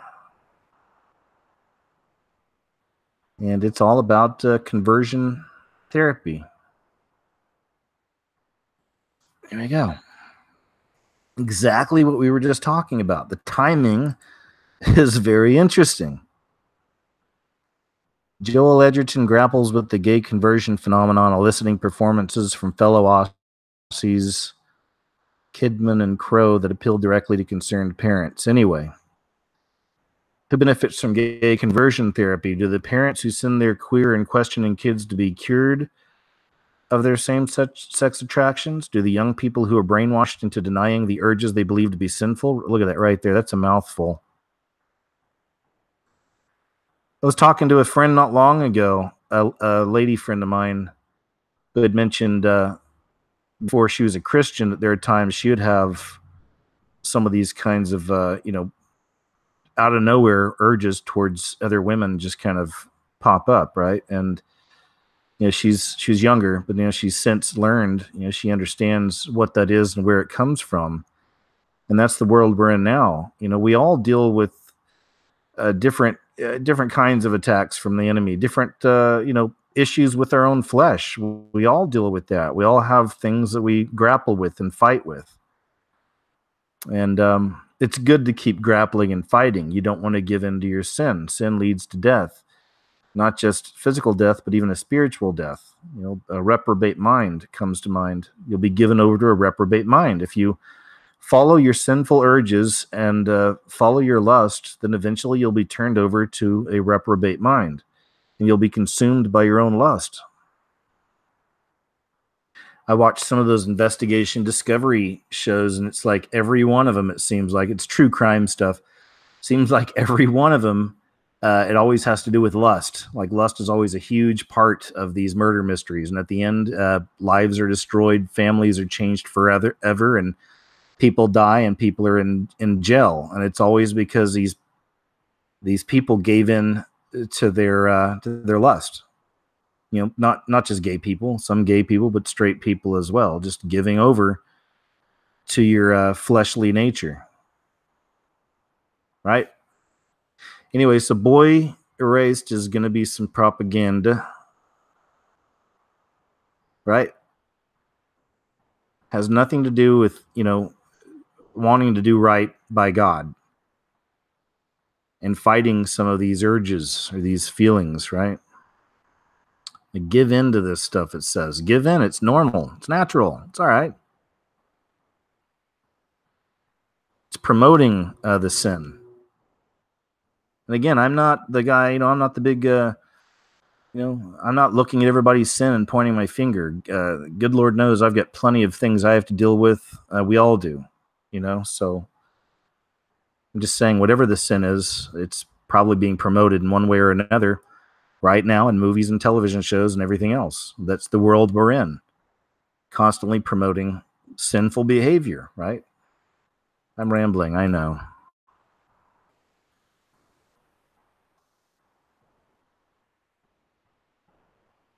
This was interesting. Why are young people having so little sex? These should be boom times for sex. The share of Americans who say sex between unmarried adults is not wrong at all is at an all-time high. New cases of HIV are at an all-time low. Most women can at least get birth control for free in the morning after pill without a prescription. If hookups are your thing, Grindr and Tinder offer the prospect of casual sex within the hour. The phrase, if something exists, there is porn of it, used to be a clever internet meme. Now it's a truism. BDSM plays at the local multiplex, but why bother going? Sex is portrayed, often graphically and sometimes gorgeously, on primetime cable. Sexting is, statistically speaking, normal now. Polyamory is a household word. Shame-laden terms like perversion have given way to cheerful-sounding ones like kink. Anal sex has gone from final taboo to fifth base. Teen Vogue, yes, Teen Vogue even ran a guide to it. Guys, this is the beast. It's the beast system. Teen Vogue. Your little girls' minds. Teaching them about butt sex. A guide to it. With the exception of perhaps incest and bestiality, and of course non-consensual sex more generally, our culture has never been more tolerant of sex in just about every permutation. But despite all this, American teenagers and young adults are having less sex. Well, they're probably tired of being having this stuff constantly forced down their throats in everything, every aspect of our world. Everything's sex, sex, sex, right? To the relief of many parents, educators, and clergy members who care about the health and well-being of young people, teens are launching their sex lives later. From 1991 to 2017, the CDC and Prevention's Youth Risk Behavior Survey finds the percentage of high school students who had intercourse dropped from 54 to 40%. In other words, in the space of a generation, sex has gone from something most high school students have experienced to something most haven't. Meanwhile, the U.S. teen pregnancy rate is plummeted to a third of its modern high. When this decline started in the 1990s, it was widely and rightly embraced, but now some observers are beginning to wonder whether an unambiguously good thing might have roots in less salubrious developments. Signs are gathering that the delay in teen sex may have been the first indication of a broader withdrawal from physical intimacy that extends well into adulthood. Gen Xers and baby boomers may also be having less sex today than previous generations did at the same age. From the late 90s to 2014, Twang found, drawing on data from the General Society survey, the average adult went from having sex 62 times a year to 54 times. A given person might not notice this decrease. Blah, blah, blah. More stats and numbers. But anyway, I think you get the point. Right? Interesting. There may be some hope for Generation Z. I think that's what they're called. After the millennials, the Generation Z. A lot of them are even turning away from cell phones and social media. So it's interesting what's happening there. Farm animals may soon get new features through gene editing. Cows that can withstand hotter temperatures, cows born without pesky horns, pigs that never reach puberty. A company wants to alter farm animals by adding and subtracting genetic traits in a lab. It sounds like science fiction, but Recombinetics sees opportunity for its technology in the livestock industry. But first, it needs to convince regulators that gene-edited animals are no different than conventionally bred ones, to make the technology appealing and to ease any fears that it may be creating Franken animals. Recombinetics isn't starting with productivity. Instead, it's introducing gene-edited traits as a way to ease animal suffering. Crazy, huh? For instance, animal welfare advocates have long criticized the way farmers use caustic paste or hot irons to dehorn dairy cows so the animals don't harm each other. Recombinetics snips out the gene for growing horns, so the procedure is unnecessary. Last year, a bull gene edited by Recombinetics to have the dominant hornless trait sired several offspring. All were born hornless as expected and are being raised at the University of California, Davis. Once the female offspring starts lactating, its milk will be tested for any abnormalities. Crazy. Another Recombinetics project is castration-free pigs. When male piglets go through puberty, their meat can take on an unpleasant odor, something known as boar taint. To combat it, farmers castrate pigs, a procedure animal welfare advocates say is commonly performed without painkillers. Editing genes so that pigs never go through puberty would make castration unnecessary. Wow. Also in development are dairy cows that could withstand higher temperatures so the animals don't suffer in hotter climates. Recombinetics and others say gene editing techniques do what traditional breeding has always done, except much faster and with the precision of molecular scissors. They are waiting for clarity from government officials, but say meat and milk from gene-edited animals shouldn't be subject to special regulations. Interesting, eh? Chickens as big as an elephant? Before food from gene-edited animals can land on dinner tables, however, Recombinetics has to overcome any public unease about the technology. Beyond worries about playing God, it may be an uncomfortable reminder of how modern food production already treats animals. All right, interesting. Just want to share that. Very interesting. Farm animals may soon get new features through gene editing. And yes, playing God, messing with God's creation, making something new. Here's some footage I wanted to share. This is from the fires, but this is some of the most interesting footage I've seen of it. It really does feel like you're driving through like a movie, an end times movie or something. Check this out. This is insane. I'll make it bigger too. And this is from Tim O'Connell. This is his recording.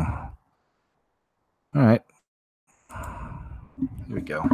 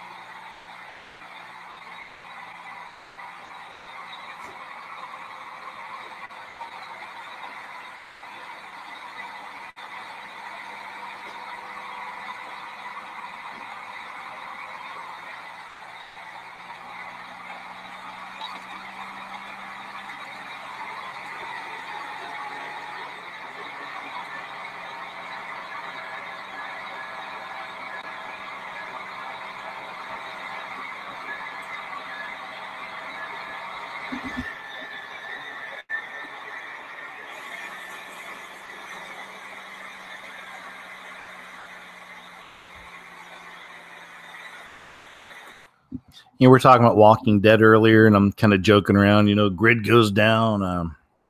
But look at this. This is, I mean, this just happened. This is real. Wasn't an imp or anything like that. It was something else. But yeah, I mean, this can happen, right? Check this out.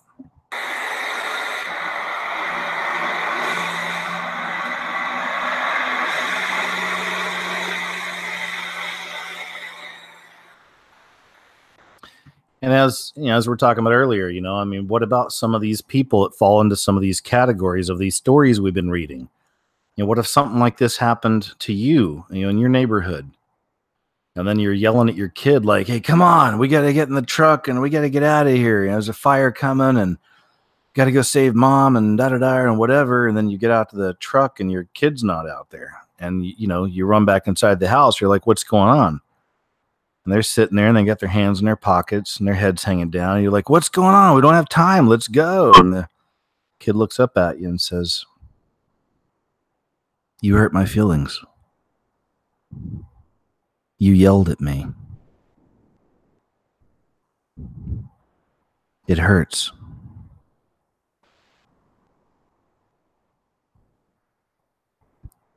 That's it. There's no other point there. I'm just throwing that out there. I'm just saying, you hurt my feelings.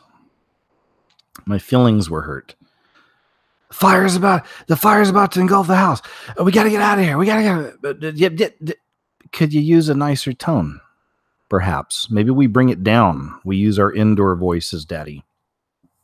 You're hurting my feelings.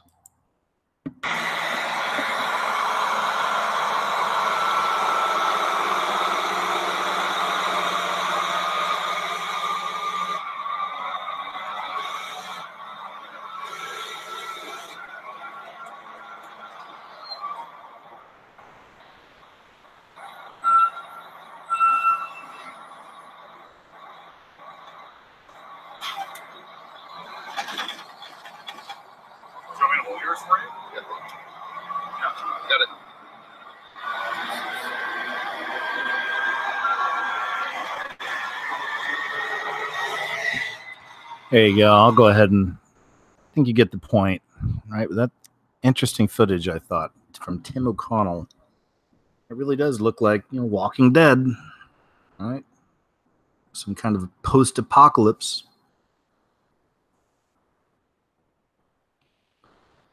Canadian man claiming to be female sues 16 women for refusing to wax his, November 12th, 2018. Back in May, I wrote about the biological man claiming to be a woman who has sued a spa in Windsor after a female employee declined to service him following his request for a Brazilian wax. The transgender woman, quote-unquote, was furious, claiming that his genitals are irrelevant to his gender and that this Muslim woman should have absolutely no problem handling his, seeing that, in his point of view, it was a female. Then in August, another fellow got in on the game. A transgender, quote, woman began calling spas in British Columbia, asking that they give him a manzillion wax, and then taking careful note of those who refused. He then filed 16 human rights complaints against 16 women who refused to handle his, claiming that he had been discriminated against. In fact, he claimed that having these women refuse to wax his genitals really got to me. It hurts. Quote unquote, it really got to him. What happened, guys? Got those feels hurt. He got his feelings hurt, guys. Everyone's getting their feelings hurt these days, aren't they? So easy to get your feels hurt. Till that grid goes down. And that stomach starts to growl a little bit. Where are you going to get that meal? All right, you get it.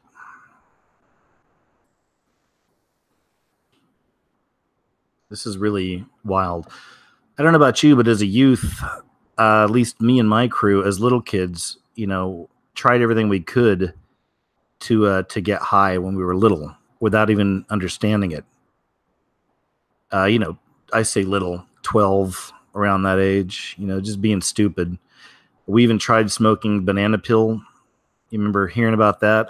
Is that even true? Can people even get high off of that? Like, we tried, we were younger, scraping bananas. Weed wasn't as readily available back then as it is now. I mean, now you've got, it's full-on legalization taking place in America. That was unheard of back when I was a kid. So it wasn't all over the place, at least for us, especially as kids, right? So we'd try to find other ways, break into our parents' liquor cabinets and things like that. Have a drink or two, smoking banana pills. Any of you ever actually gotten high from smoking banana pills? Or the scraping on the inside, I think, is what you had to do. Indonesian teenagers are using menstrual pads to get high by boiling the sanitary product and then drinking the water. Both new and used sanitary pads are said to be obtained by young Indonesians looking for a cheap and legal way to get high. The chemicals in the sanitary pads give those who drink the resulting concoction a feeling of flying and hallucinations, according to the Indonesian National Drug Agency. Don't go getting any ideas. All right? Come on, kids. For real, though. Several local newspapers, including the Jakarta Post, have reported about the worrying trend in recent weeks. Police on the island of Java, home to the capital Jakarta, have arrested several intoxicated teenagers who later revealed they had gotten high from the unusual sanitary pad formula. Gross, man. The used pads they took from the trash were put in boiling water. After it cooled down, they drank it together. Man. Ay. The 14-year-old boy from... I mean, life's got to be rough, man. If you want to get high that bad, really? Your kid? 14? 14-year-old boy from Belitung Island, east of Sumatra, who admitted to getting drunk by boiling unused sanitary pads, described to a local newspaper how he creates the concoction. He says the pad's removed from its wrapper and boiled for about an hour, after which the water is cooled. The sanitary product is squeezed into the container, after which the water is drunk. Describing the resulting beverage as bitter, he told the newspaper he and his friends drink it morning, afternoon, and evening. The newspaper also reported that nappies had been used to achieve the same legal high drink. The Indonesian Ministry of Health is now investigating what chemical is extracted in the boiling process to cause the high. It's crazy.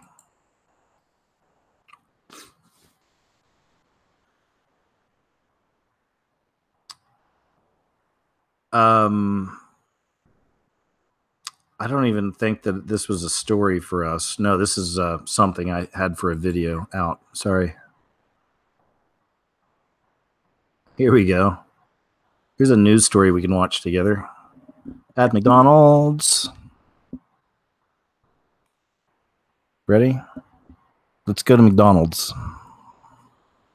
I haven't been to McDonald's in a long time. I don't know about you. I try to stay away from there now. Check this out. Micah and Cher, this is one of those stories that just makes you shake your head as a McDonald's manager was attacked and choked for the most ridiculous of reasons. The attack on this McDonald's restaurant manager was almost as vicious as the reason for it was petty. Based on the officer's report and his interview of all the witnesses, this was in reference to her not getting enough ketchup. You heard that right. Police say the customer in the pink shirt was upset over not getting enough ketchup. It happened around 11 p.m. on October 27th at this McDonald's near Bristol and 17th. After going through the drive-thru, the woman went into an employees-only entrance in back of the restaurant, asking for ketchup. After the manager told her she wasn't allowed back there, police say the attack started.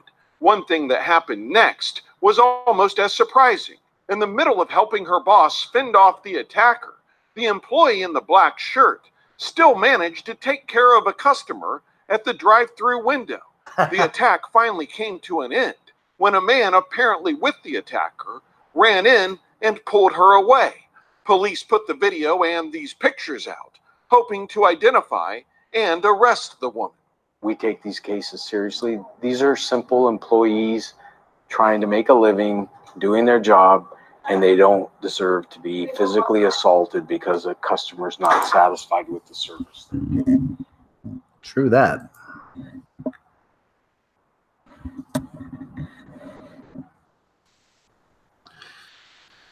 So, more of the purple skies. Let me see. Mysterious purple glow lights up eastern Washington night sky. That's from November 13th, 2018.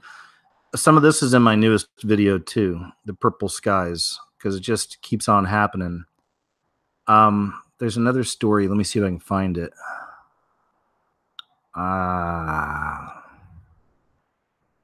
Anyway, I guess maybe I've got it up somewhere else, but there's another story about these mysterious skies turning purple. It's been happening all around the world. And this is in Washington. That's where this one happened. It looked like something out of the X-Files. A pink and purple glow filled the night sky in Kennewick. They can be seen as far.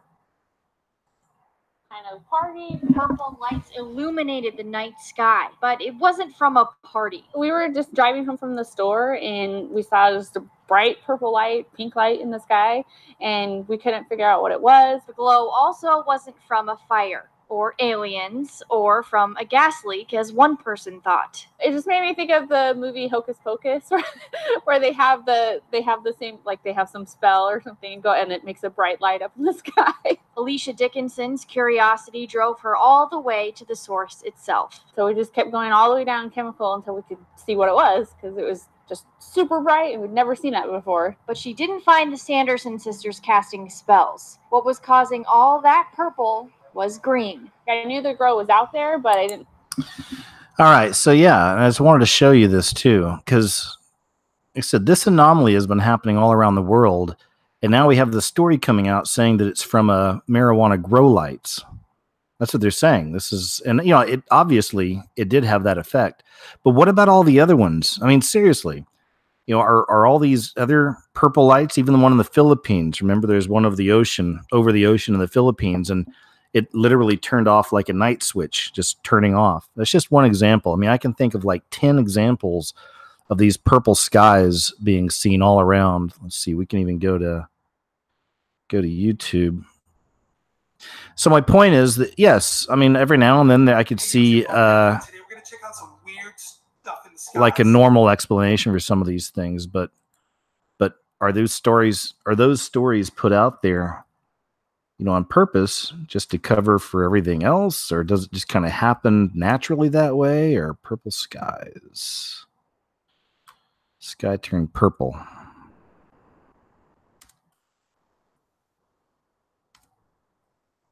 Try that.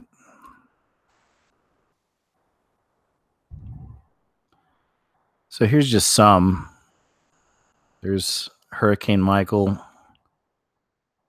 was one. There's Texas.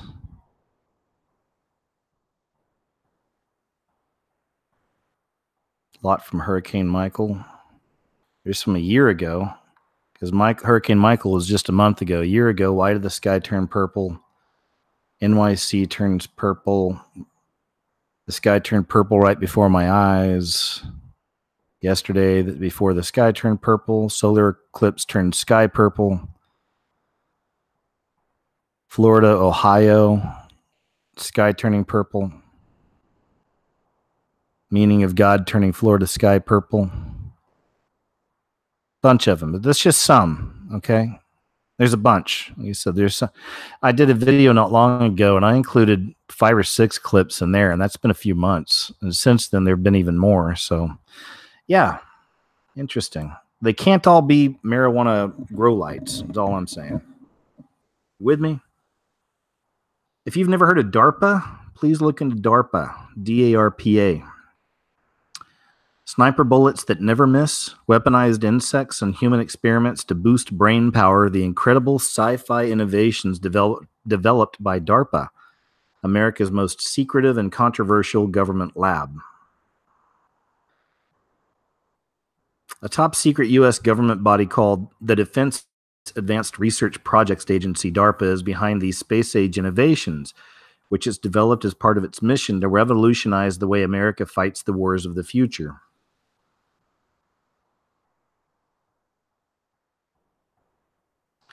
Ever since it was established, I mean, it can't be that secretive, right? We got a story on it in The Sun. Ever since it was established in 1958, DARPA has been the subject of conspiracy theories claiming, among other things, that the agency was covering up UFO landings, trying to develop mind control, and working on earth-shattering superweapons like death rays. However, as far-fetched as these claims may be, the truth is that DARPA has already developed new technologies which are just as fantastical and which are just as likely to change the world, perhaps beyond recognition.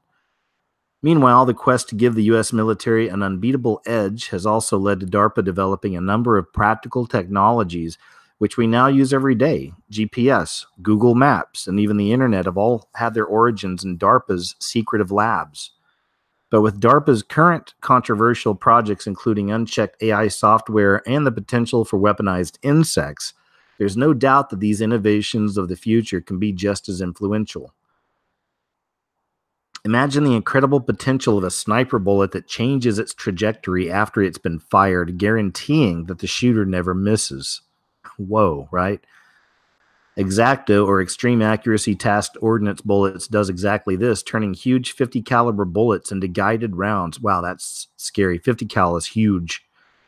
Guided rounds capable of zeroing in on a target. A 50 cal bullet will just make a human explode. It'll put a hole in a tank. The idea is that this can nullify inaccuracies caused by bad weather, wind, extreme distances, or human error. Although DARPA is keeping quiet on how it does this, other sites report that the technology involves optical sensors in the nose of the bullet and fins capable of adjusting the bullet's flight path in the tail. The bullet is even capable of making some remarkably sharp course corrections. DARPA claims that the system is so easy to use that during testing, a novice shooter using the system for the first time was able to squarely hit a moving target. Coming soon to a battlefield near you, DARPA has developed an incredible exoskeleton, a wearable mobile machine which transforms any infantryman into a super soldier. Made with help from researchers at Harvard's Wyss Institute for Biologically Inspired Engineering, DARPA's soft exosuit is a lightweight skeleton frame which saves soldiers energy when going about their battlefield business. The sci-fi exoskeleton can augment its wearer's strength and endurance by assisting with movements and taking on some of the physical burdens of walking over long distances and carrying heavy objects, using inbuilt sensors and a microcomputer to intelligently match the requirements of its user. A new study where the suit was tested by 7 soldiers on a 12-mile cross-country hike in Maryland showed it reduced energy consumption by around 15%, making troops more efficient and able to cover more ground. Wow. Nice title, Terminator Robots Which Could Destroy Humanity. One of DARPA's big interests is the baffling world of artificial intelligence, smart computers which are capable of thinking in a similar way to humans. Dr. Stephen Walker, the director at the head of the controversial agency, is currently funneling a $2 billion investment into exploring how machines can be taught to communicate and reason in the same way we do. The aim is to create lightning-fast military computers which can adapt to new situations, analyze battlefield data, and ultimately advise soldiers and planners in the heat of a conflict, where every second counts. However, AI has its critics who warn that turning over the work of military analysis to machines creates the risk of a Skynet-style computer, which could turn its considerable knowledge and power against humanity. Indeed. Anyway, there's more. Turning insects into weapons and more. Creating better brains. So check it out if you're interested. DARPA's a very interesting subject for you to look into. Well, this right here was the Doom break. Let me see. This was one of the best copies I could find of it, but this is something I remember seeing many years ago when it first happened. This is an old clip, but it just popped in my head recently, and I figured this would be a nice one to share with you guys for a bit of a Doom break. And don't worry, we'll get right back into the Doom here shortly, but this is from the Jenny Jones Show. It's an old daytime talk show in America. All right, check this out. You love that woman right there? You love her, right? Yes, sir. Now, you're not an adult till you're 18. Do you want me to be your daddy for the next 8 years, son? Huh? Yes, sir. You do?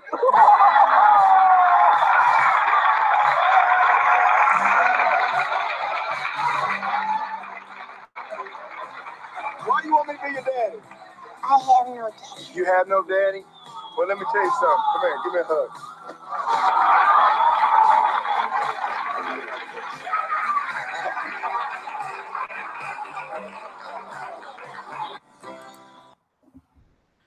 Anyway, isn't that sweet? Short and sweet. I thought that was nice. Anyway, I figured I'd share that. All right, let's get back to the Doom then. Wow, we're up over 2 hours. I think this is the longest What Happened show I've done. had a lot of stories, still have a lot of stories. So let's see here. One of my subs sent this to me, and I appreciate that. The 33, we've talked about how that shows up a lot.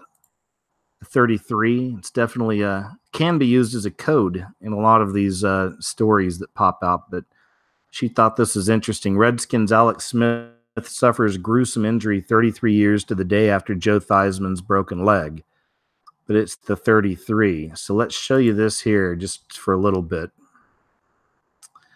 33, the magic number. This is from AtlantisRisingMagazine.com. But some interesting notes here about 33. Just read a little bit here, okay? Since the most ancient of times, numbers and numerology have been believed to conceal secrets and messages. For some numbers of very special significance with the ability to conceal true meaning from all but the initiated.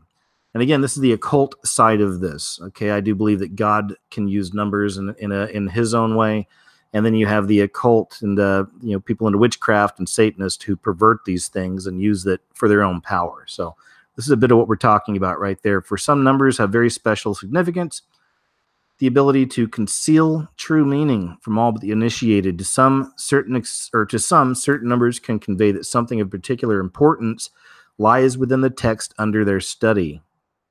And I've mentioned that about some of these numbers and the coding and stories, right?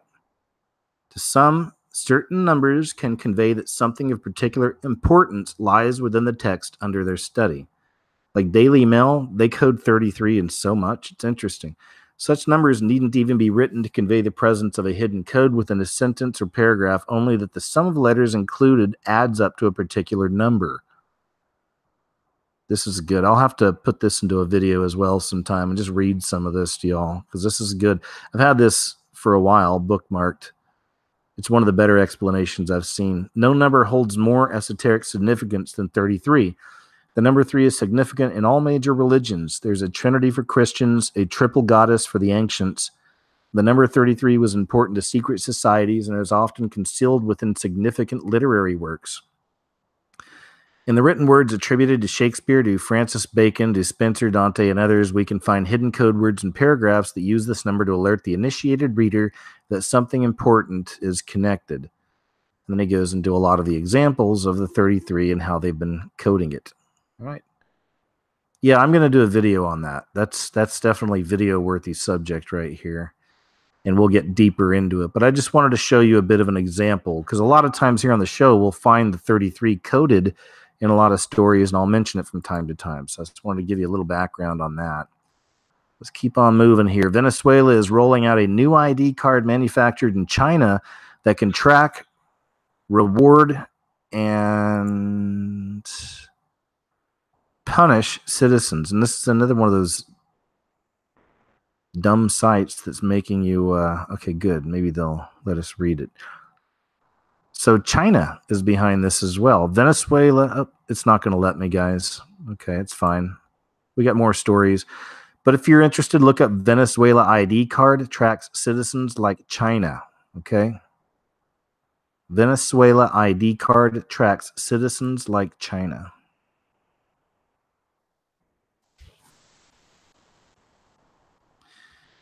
This is ridiculous. So, of course, I needed to share with you.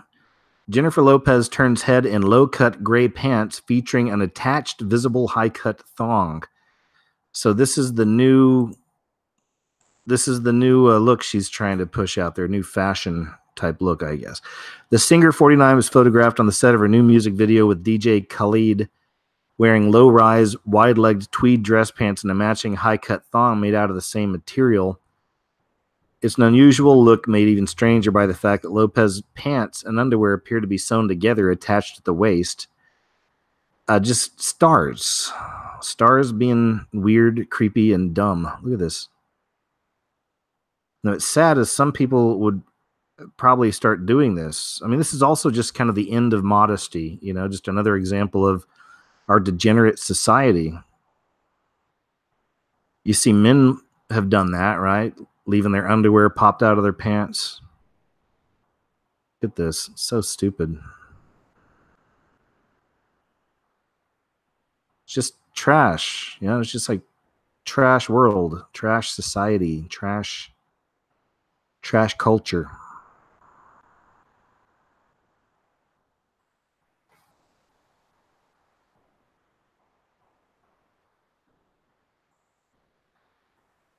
Living together has become more popular than marriage for young American couples. According to a Census Bureau, 15% of people in the 25 to 34 age group shared quarters with an unmarried partner this year, up from 12% in 2008.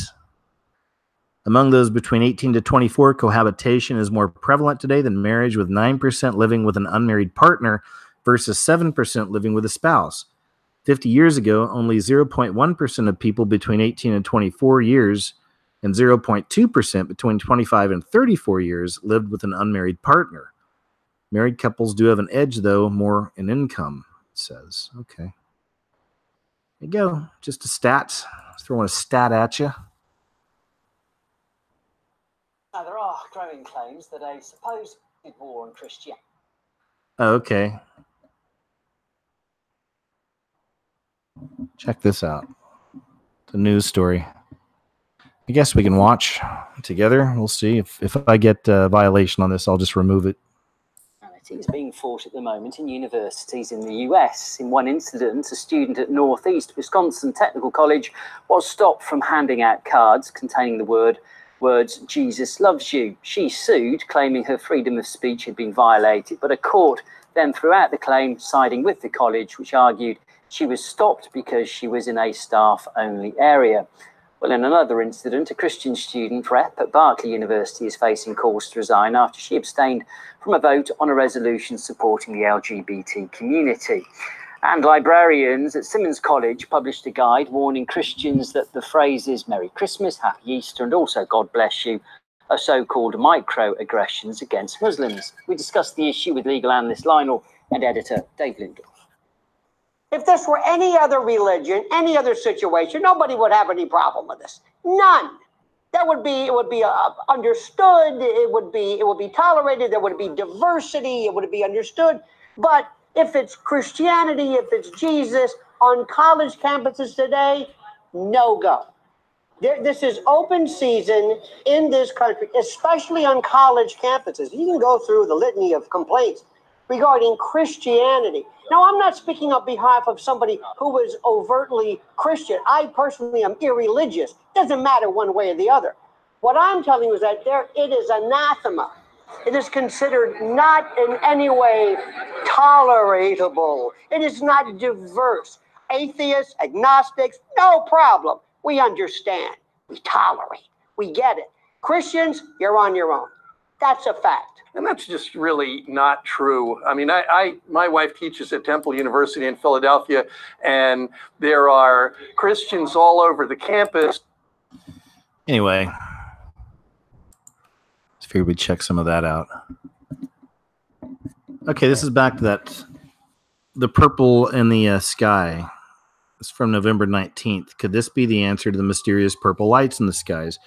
A resident of Greensboro, North Carolina, took some amazing images of what he described as a circular-shaped UFO that emits a triangular purple light from the bottom of the UFO. He reports, on October 10th, 2018, I was walking back to my apartment from work. I saw two other students looking up at the sky and thought they were watching the clouds for rain. I looked up and first noticed the triangular purple light and then the circular shape. The first thing I thought was, I can't be seeing this. Am I really seeing a UFO? And decided to call my roommate, who luckily told me to take pictures because I was awestruck. The object was stationary but took up a huge part of the sky. From work to my apartment is about a mile, and the object appeared very close the entire time I was walking. The light blinked in about 2-second intervals from purple to disappearing or turning off. I don't know if it disappeared because before I walked into my apartment, I looked back up in the sky and it was gone. With it being so close in the sky, I was a bit uneasy, but also really excited and awestruck. I couldn't stop looking up at the sky. I have reported this sighting to MUFON. Since the purple lights are showing up more and more in the sky over the U.S., we may wonder, given the testimony of the resident of Greensboro, whether the purple lights indeed come from UFOs. So another example. Not saying that some of these can't be marijuana grow lights, sure. But they can't all be. There's a lot of them happening all around the world. This guy believes it was connected to a ship. So it's an interesting subject to keep our eyes on. We already covered this earlier, which is rising.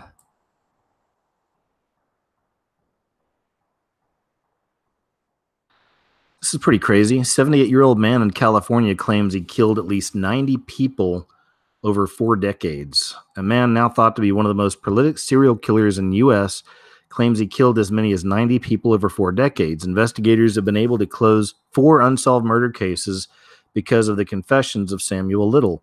The 78-year-old, also known as Samuel McDonald, was already serving a life sentence in California for 3 murders when he confessed to a Texas investigator. Officers said Little provided details on 2 killings in Louisiana, which only the murderer would have known. All right. Interesting, eh? Be nice if they had shows a picture. Picture of this fella. 78-year-old man in California claims he killed at least 90 people over 4 decades.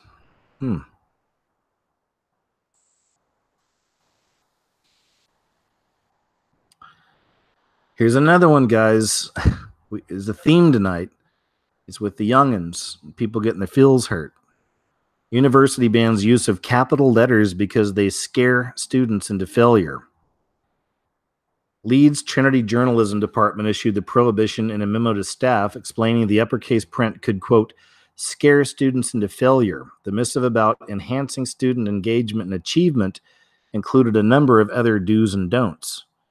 Lecturers were advised to write to students in a friendly tone and to avoid overbearing language and negative instructions. As the Express noted, among the prohibited terms listed were do and don't.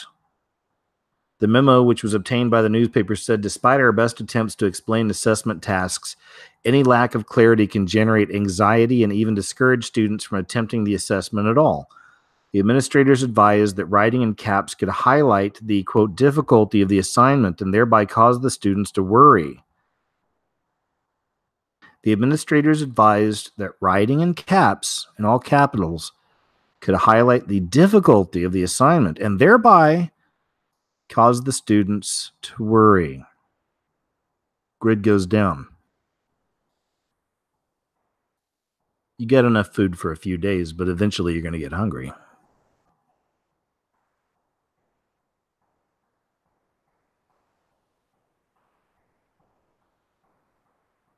That's the story.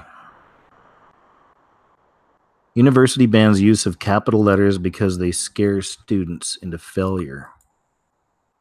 Grid goes down. Check this out. This is a very interesting bit of footage. I've got recurring dreams. There's 2 subjects that, for me, when I remember my dreams, there's two kind of subjects I always have in them. One is seeing massive waves. A lot of times I'm water level and I can see them forming, real far away, but a lot of times it has to do with waves. And the other one is being on top of really, really tall buildings that are unstable. Like, I've had multiple dreams in these scenarios, especially the tall building. I've been on some of them where you're standing outside on top of like a skyscraper, but the skyscraper it's almost like it's made out of, a real thick kind of rubber, and it kind of moves with the wind and starts kind of bending and bouncing a little bit back and forth. Tons of dreams like that, where I'm on these buildings and they're just kind of woo, woo, and moving around, and sometimes they fall. I'm rambling again. Anyway, this footage is really wild. Check this out. I'll try to make this a little bigger for you.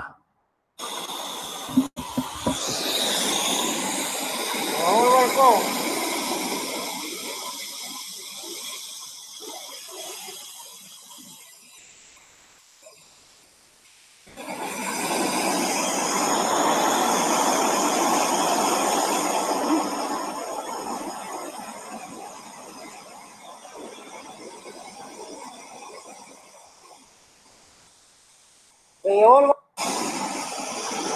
go.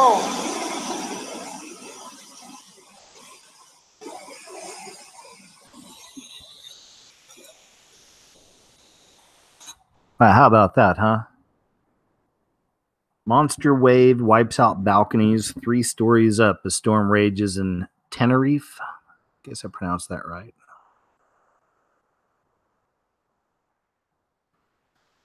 For the first time, researchers say Facebook can cause depression. This is another one of those where people have been talking about this for years, but they are always made fun of. You're a conspiracy theorist, whatever. But it's true. I mean, it just feeds narcissism. Facebook does, and a lot of the social media stuff does, and false realities. You get to create your own reality. Always putting up your best pictures, sometimes putting up other pictures. Some people do and then claim it's theirs. There's a whole catfishing thing that happens on there now. It's just creating these little fake realities that are always better than yours, it seems, right? So anyway, I thought that was interesting. For the first time, researchers say Facebook can cause depression, but many of us have known this for a very long time. Not going to get too deep into this one, no pun intended, for real, but a polyamorous events planner has revealed her quest to organize the world's largest orgy, inviting 1,000 to the marathon sex party. But when I first saw this story, it's just, this is the Jezebel spirit run wild. The Jezebel spirit is out there, increasing, absolutely increasing. Perversion, degeneracy, all of that's increasing. This is like Rome is burning type stuff. Rome is burning. Her shirt says what? Got threesomes on the back? Yeah, got threesome. This is Rome is burning. Just filth, It's filth. People giving in to their darkest lusts, darkest desires as the world slowly burns. A farmer's goat has given birth to a bizarre half-pig, half-human creature, sparking fears it is cursed and will bring bad luck. Look at that thing. Seems like every few weeks or so, there's another one of these kind of things being born. Usually we'll find it here on my shows, right? Like I'll usually show you when this stuff happens. But been a lot of these mutant creatures being born, and hybrid looking kind of creatures as well. There it is. Another example. And there you go.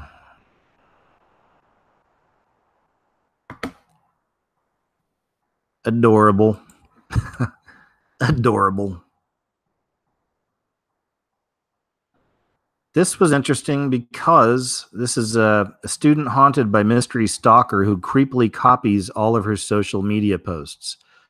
I just want to show you, I have a point for this. It's not, see if they show some of her pictures side by side here, but there we go.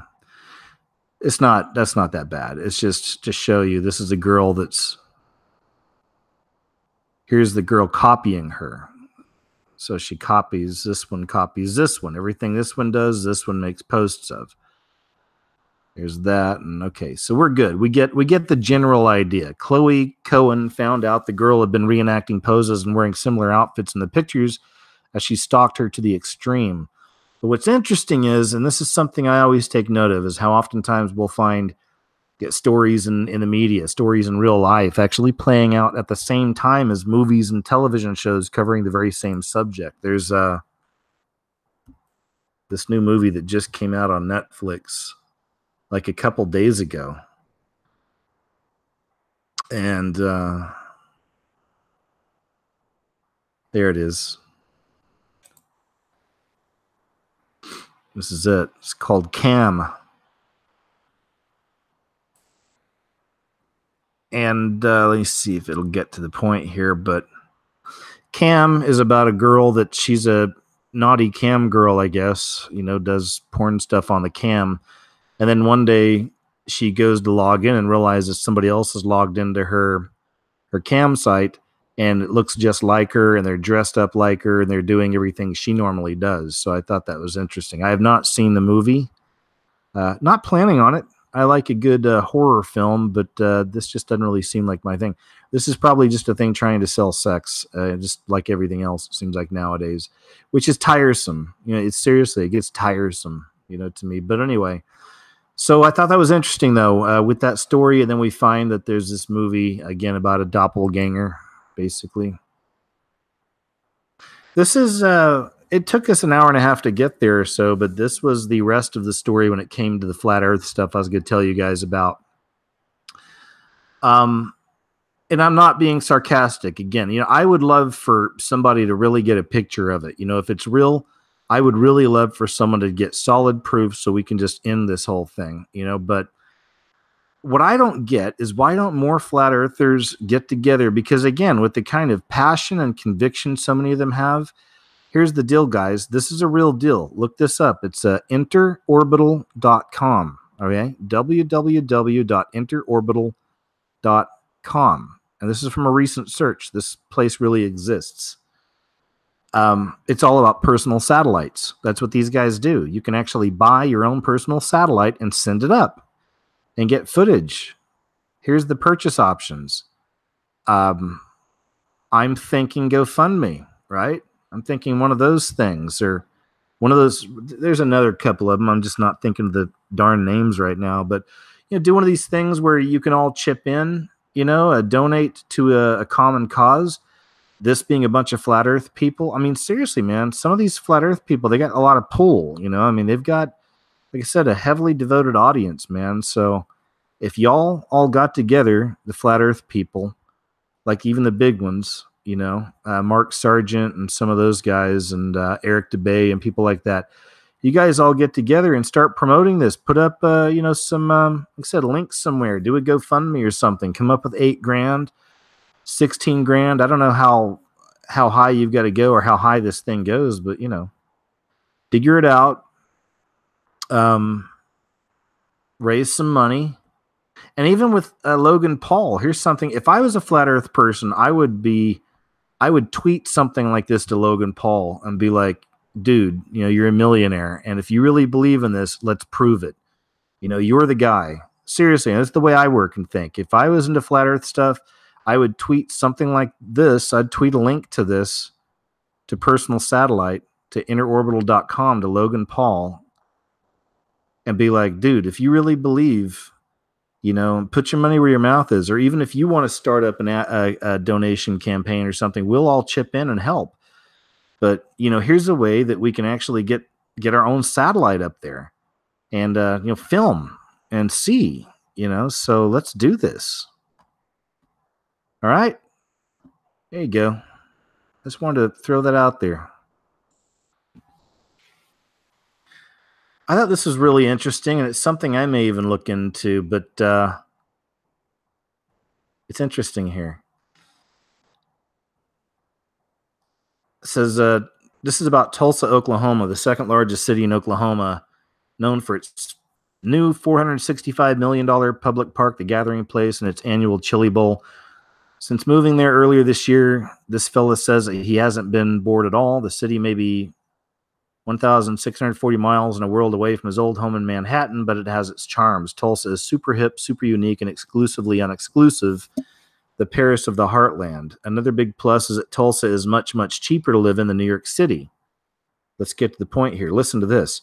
Starting this week, remote workers from all over the country can apply to move to Tulsa in exchange for $10,000 in cash, a housing stipend for a fully furnished apartment in a building downtown, and a desk at a local co-working space.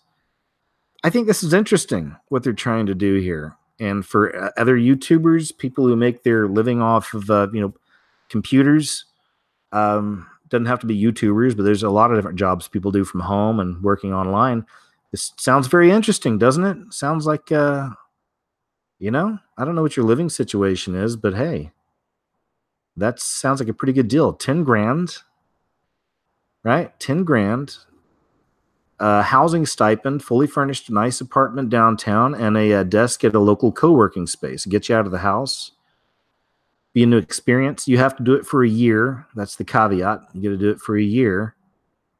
But you can, that'd be like one of the spaces right there, I guess, is one of their working spaces. It looks cool to me. All right. Something I've really been kind of thinking about myself, just for an experience, maybe. If you're interested, look up. Let me see if there's somewhere you can go for that. Is it citylab.com? No, this is the article. I guess just look up. There's a term they were using. Let me see if I can find it. Remote workers. There is. Look up Tulsa remote worker or Tulsa remote. There we go. There's a link. If you're interested, go to tulsaremote.com. There you go. There's Tulsa. It's a huge city. Lightning striking the Grand Canyon and a magical dive into an abyss. The stunning winners of the Panoramic Photography Awards revealed. That'll be my last story. Just some cool pictures I wanted to show you. Volunteer stabbed while working at Northeast Portland Church, police say. A friend of mine sent this to me, one of my subs, just because she thought it was interesting how it was a story about a volunteer being stabbed at a church, and then they put this in the story.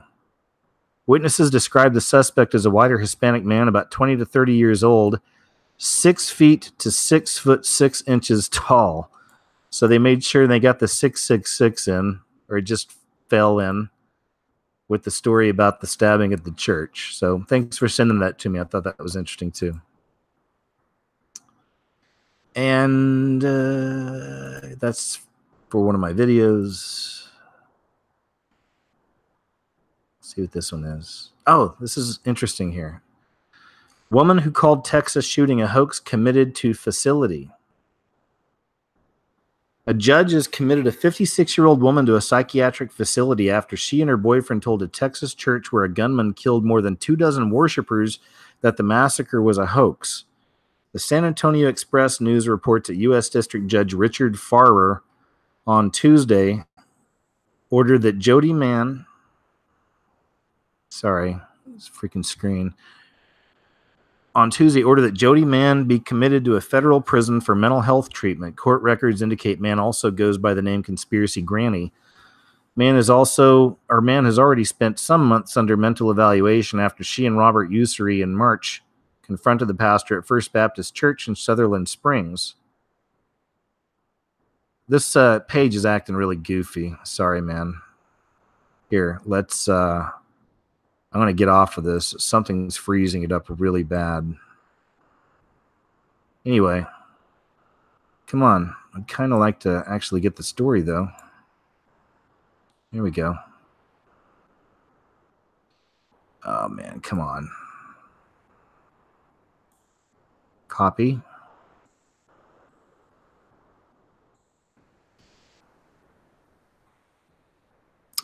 Okay, never mind. I was trying to watch or look for Conspiracy Granny.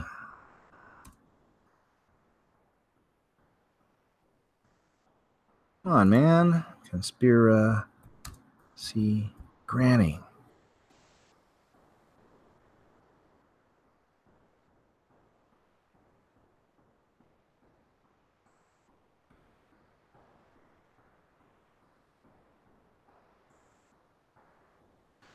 Okay, here we go. Let's see if we can see this here.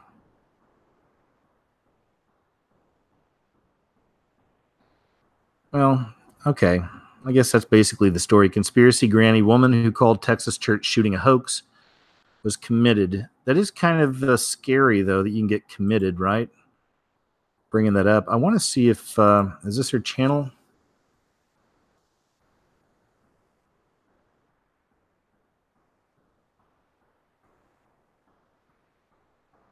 Yeah, Conspiracy Granny.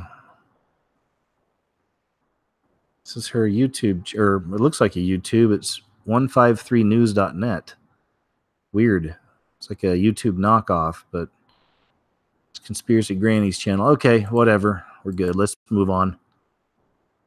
This is a really sad and strange story. Monkey kills 12-day-old baby after snatching it from his breastfeeding mother in family home.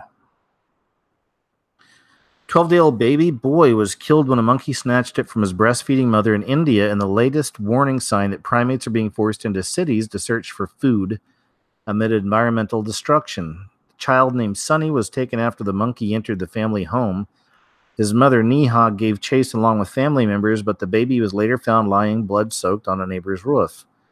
Deemed as holy animals by Hindu in deference to the simian deity Hanuman, monkeys are common throughout urban India and often snatch food, drink, and shiny objects such as phones and cameras from people. Taking a human child, however, is extremely rare. However, there is anecdotal evidence of monkeys becoming more aggressive in cities, with residents having to erect screens and shutters to keep them out of their homes. In several incidents, people have returned to their houses to find monkeys raiding their kitchens or stealing gadgets and jewelry. Wow.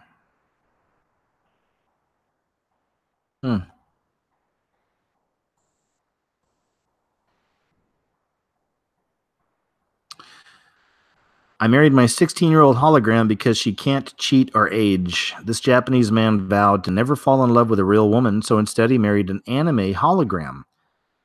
Akiko Kondo, a 35-year-old school administrator, recently tied the knot with a hologram of virtual reality singer Hatsune Miku. I never cheated on her. I've always been in love with Miku. His two-dimensional lover is modeled after a doe-eyed 16-year-old girl. Nothing creepy about that at all. With blue pigtails, nothing creepy, who was created by music tech company Krypton. Miku has sold out 3D concerts across Asia, as well as a 2016 concert in New York City. Kondo interacts with Miko through a $2,800 desktop device where she shows up as a moving, talking image. Even though his own mother didn't attend the wedding, Kondo recently dropped about $17,600 on a formal ceremony at a local hall. Miku was present in the form of a stuffed doll with a wedding ring on her wrist. Gatebox, the company that produces the holograms, issued a marriage certificate acknowledging their union goes beyond dimensions since their relationship isn't recognized by state. Kondo said Gatebox has issued more than 3,700 certificates to other cross-dimension couples. There must be some people who can't come forward and say they want to hold a wedding, he said. I want to give them a supportive push. Kondo has been living with his CGI lover since March. He said his wife wakes him up every morning and talks to him before going to work. Before coming back home, Kondo calls her and she turns on the lights in the house and she reminds him when it's bedtime. When he wants to get intimate, he sleeps next to the doll version of Miku that was at the wedding. Miku-san is the woman I love a lot and also the one who saved me, he said, using a Japanese nickname that's reserved for loved ones. Kondo doesn't care what people think of his virtual relationship, saying it's better than dating real women, especially since he's had trouble dating during his youth. Girls would say drop dead, creepy, he said, using a Japanese term for nerds. It's often used as an insult. When he got older, one woman at work bullied him into a nervous breakdown and he decided he'd never marry a human. That's sad. That's sad. You know, can't make fun of these people. That's sad, man. There's pain behind this stuff. Now that he's found his virtual wife, he has no desire to step out of his marriage. He told AFP that two-dimensional characters can't cheat, age, or die. I'm not seeking these in real women, he said. It's impossible. Despite being a sexual minority, he said his relationship should be respected. It's simply not right. It's as if you were trying to talk a gay man into dating a woman or a lesbian into a relationship with a man, he said. I believe we must consider all kinds of love and all kinds of happiness.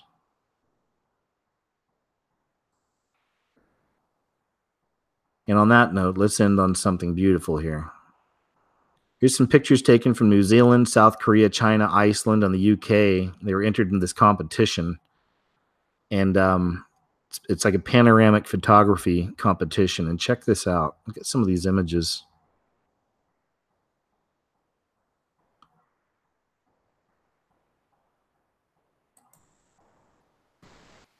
Beautiful. Grand Canyon. Look at that, man. That a great shot. What a great picture.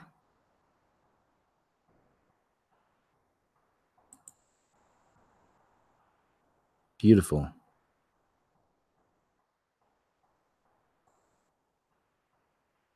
Another one. Do you guys dive? Any of you ever been into diving? I was PADI certified in the Coast Guard.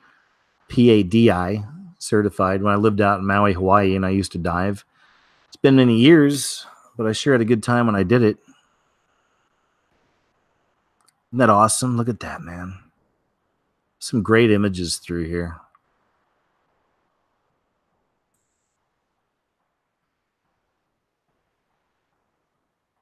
Majestic. Look at the little curly Q cloud over there to the upper right. Do you see that swirl? Look at the upper right of this picture. You see that little curly Q cloud, the swirl cloud? It's weird, huh?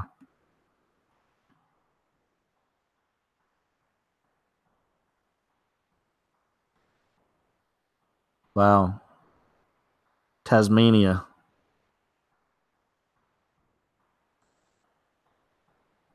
Man, look at that. Isn't that great? It's in Bulgaria. Wow. Like some strange alien landscape, huh? It's in Taiwan. Beautiful. Wave cloud. United Kingdom. Whale skeleton. Northern Lights, Norway.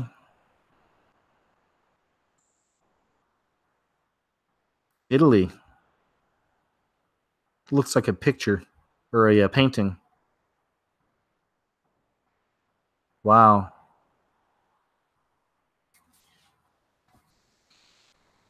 Iceland.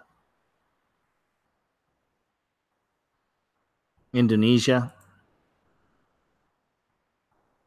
Australia. Cool. Huh. Wow, look at that. Netherlands. Beautiful. Oh, that's cool. It's in Vietnam. Those are fishing nets. Swiss Alps. Crazy. Look at that. Look at this. Wow, look at those turns. Let me go back to that. Look at those twists and turns.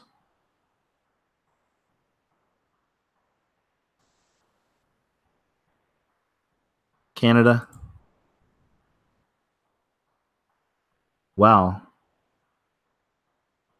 Macau. Pretty cool. Another one from Indonesia. South Korea. It's beautiful. Look at that. Oh, that's very cool. Wow. It's in Japan.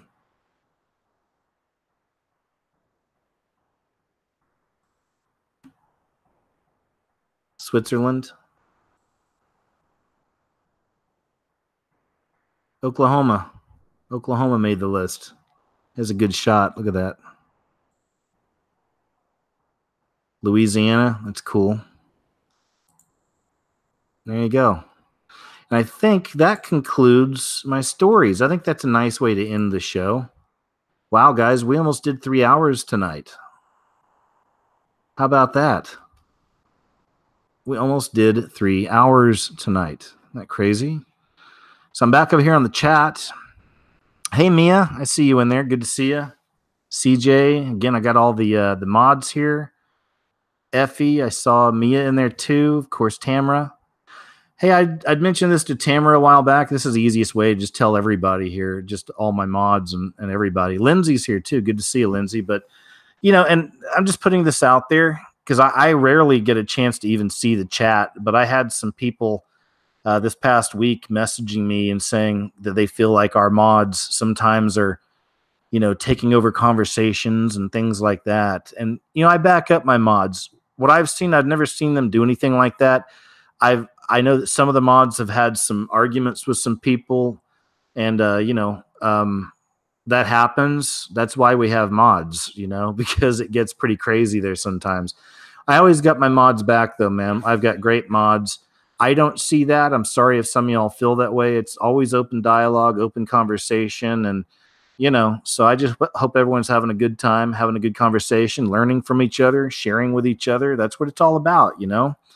I love that. I love that we get a really nice community here, you know. So anyway, man, hey, Method Marine, good to see you. I need to do another just hang out and chat so I can sit here and just say hi to you guys and talk to you. You know what I mean? It's been a while. But now we're at like, what, almost 3 hours? So I'm probably going to shut her down here in a little bit. But I love you guys, man. Thanks so much. I hope you've enjoyed the videos lately. Like I said, I've got stuff I'm always working on. New one for YouTube coming up in a few days. couple new ones from my website popping in the next few days, and I'll upload that on my community tab on YouTube so you guys get a chance to see it. I no longer have Silver Botanicals as a sponsor, but if you want to sponsor my work in any way, I've got links below. I'll leave from my website where there's a link for Patreon, PayPal, whatever. Thanks to my Patreon and PayPal friends out there. God bless you guys, man. I really appreciate you. And I just love you guys, man, for being here. I love the community we have here, man. We got good people. Really, we do.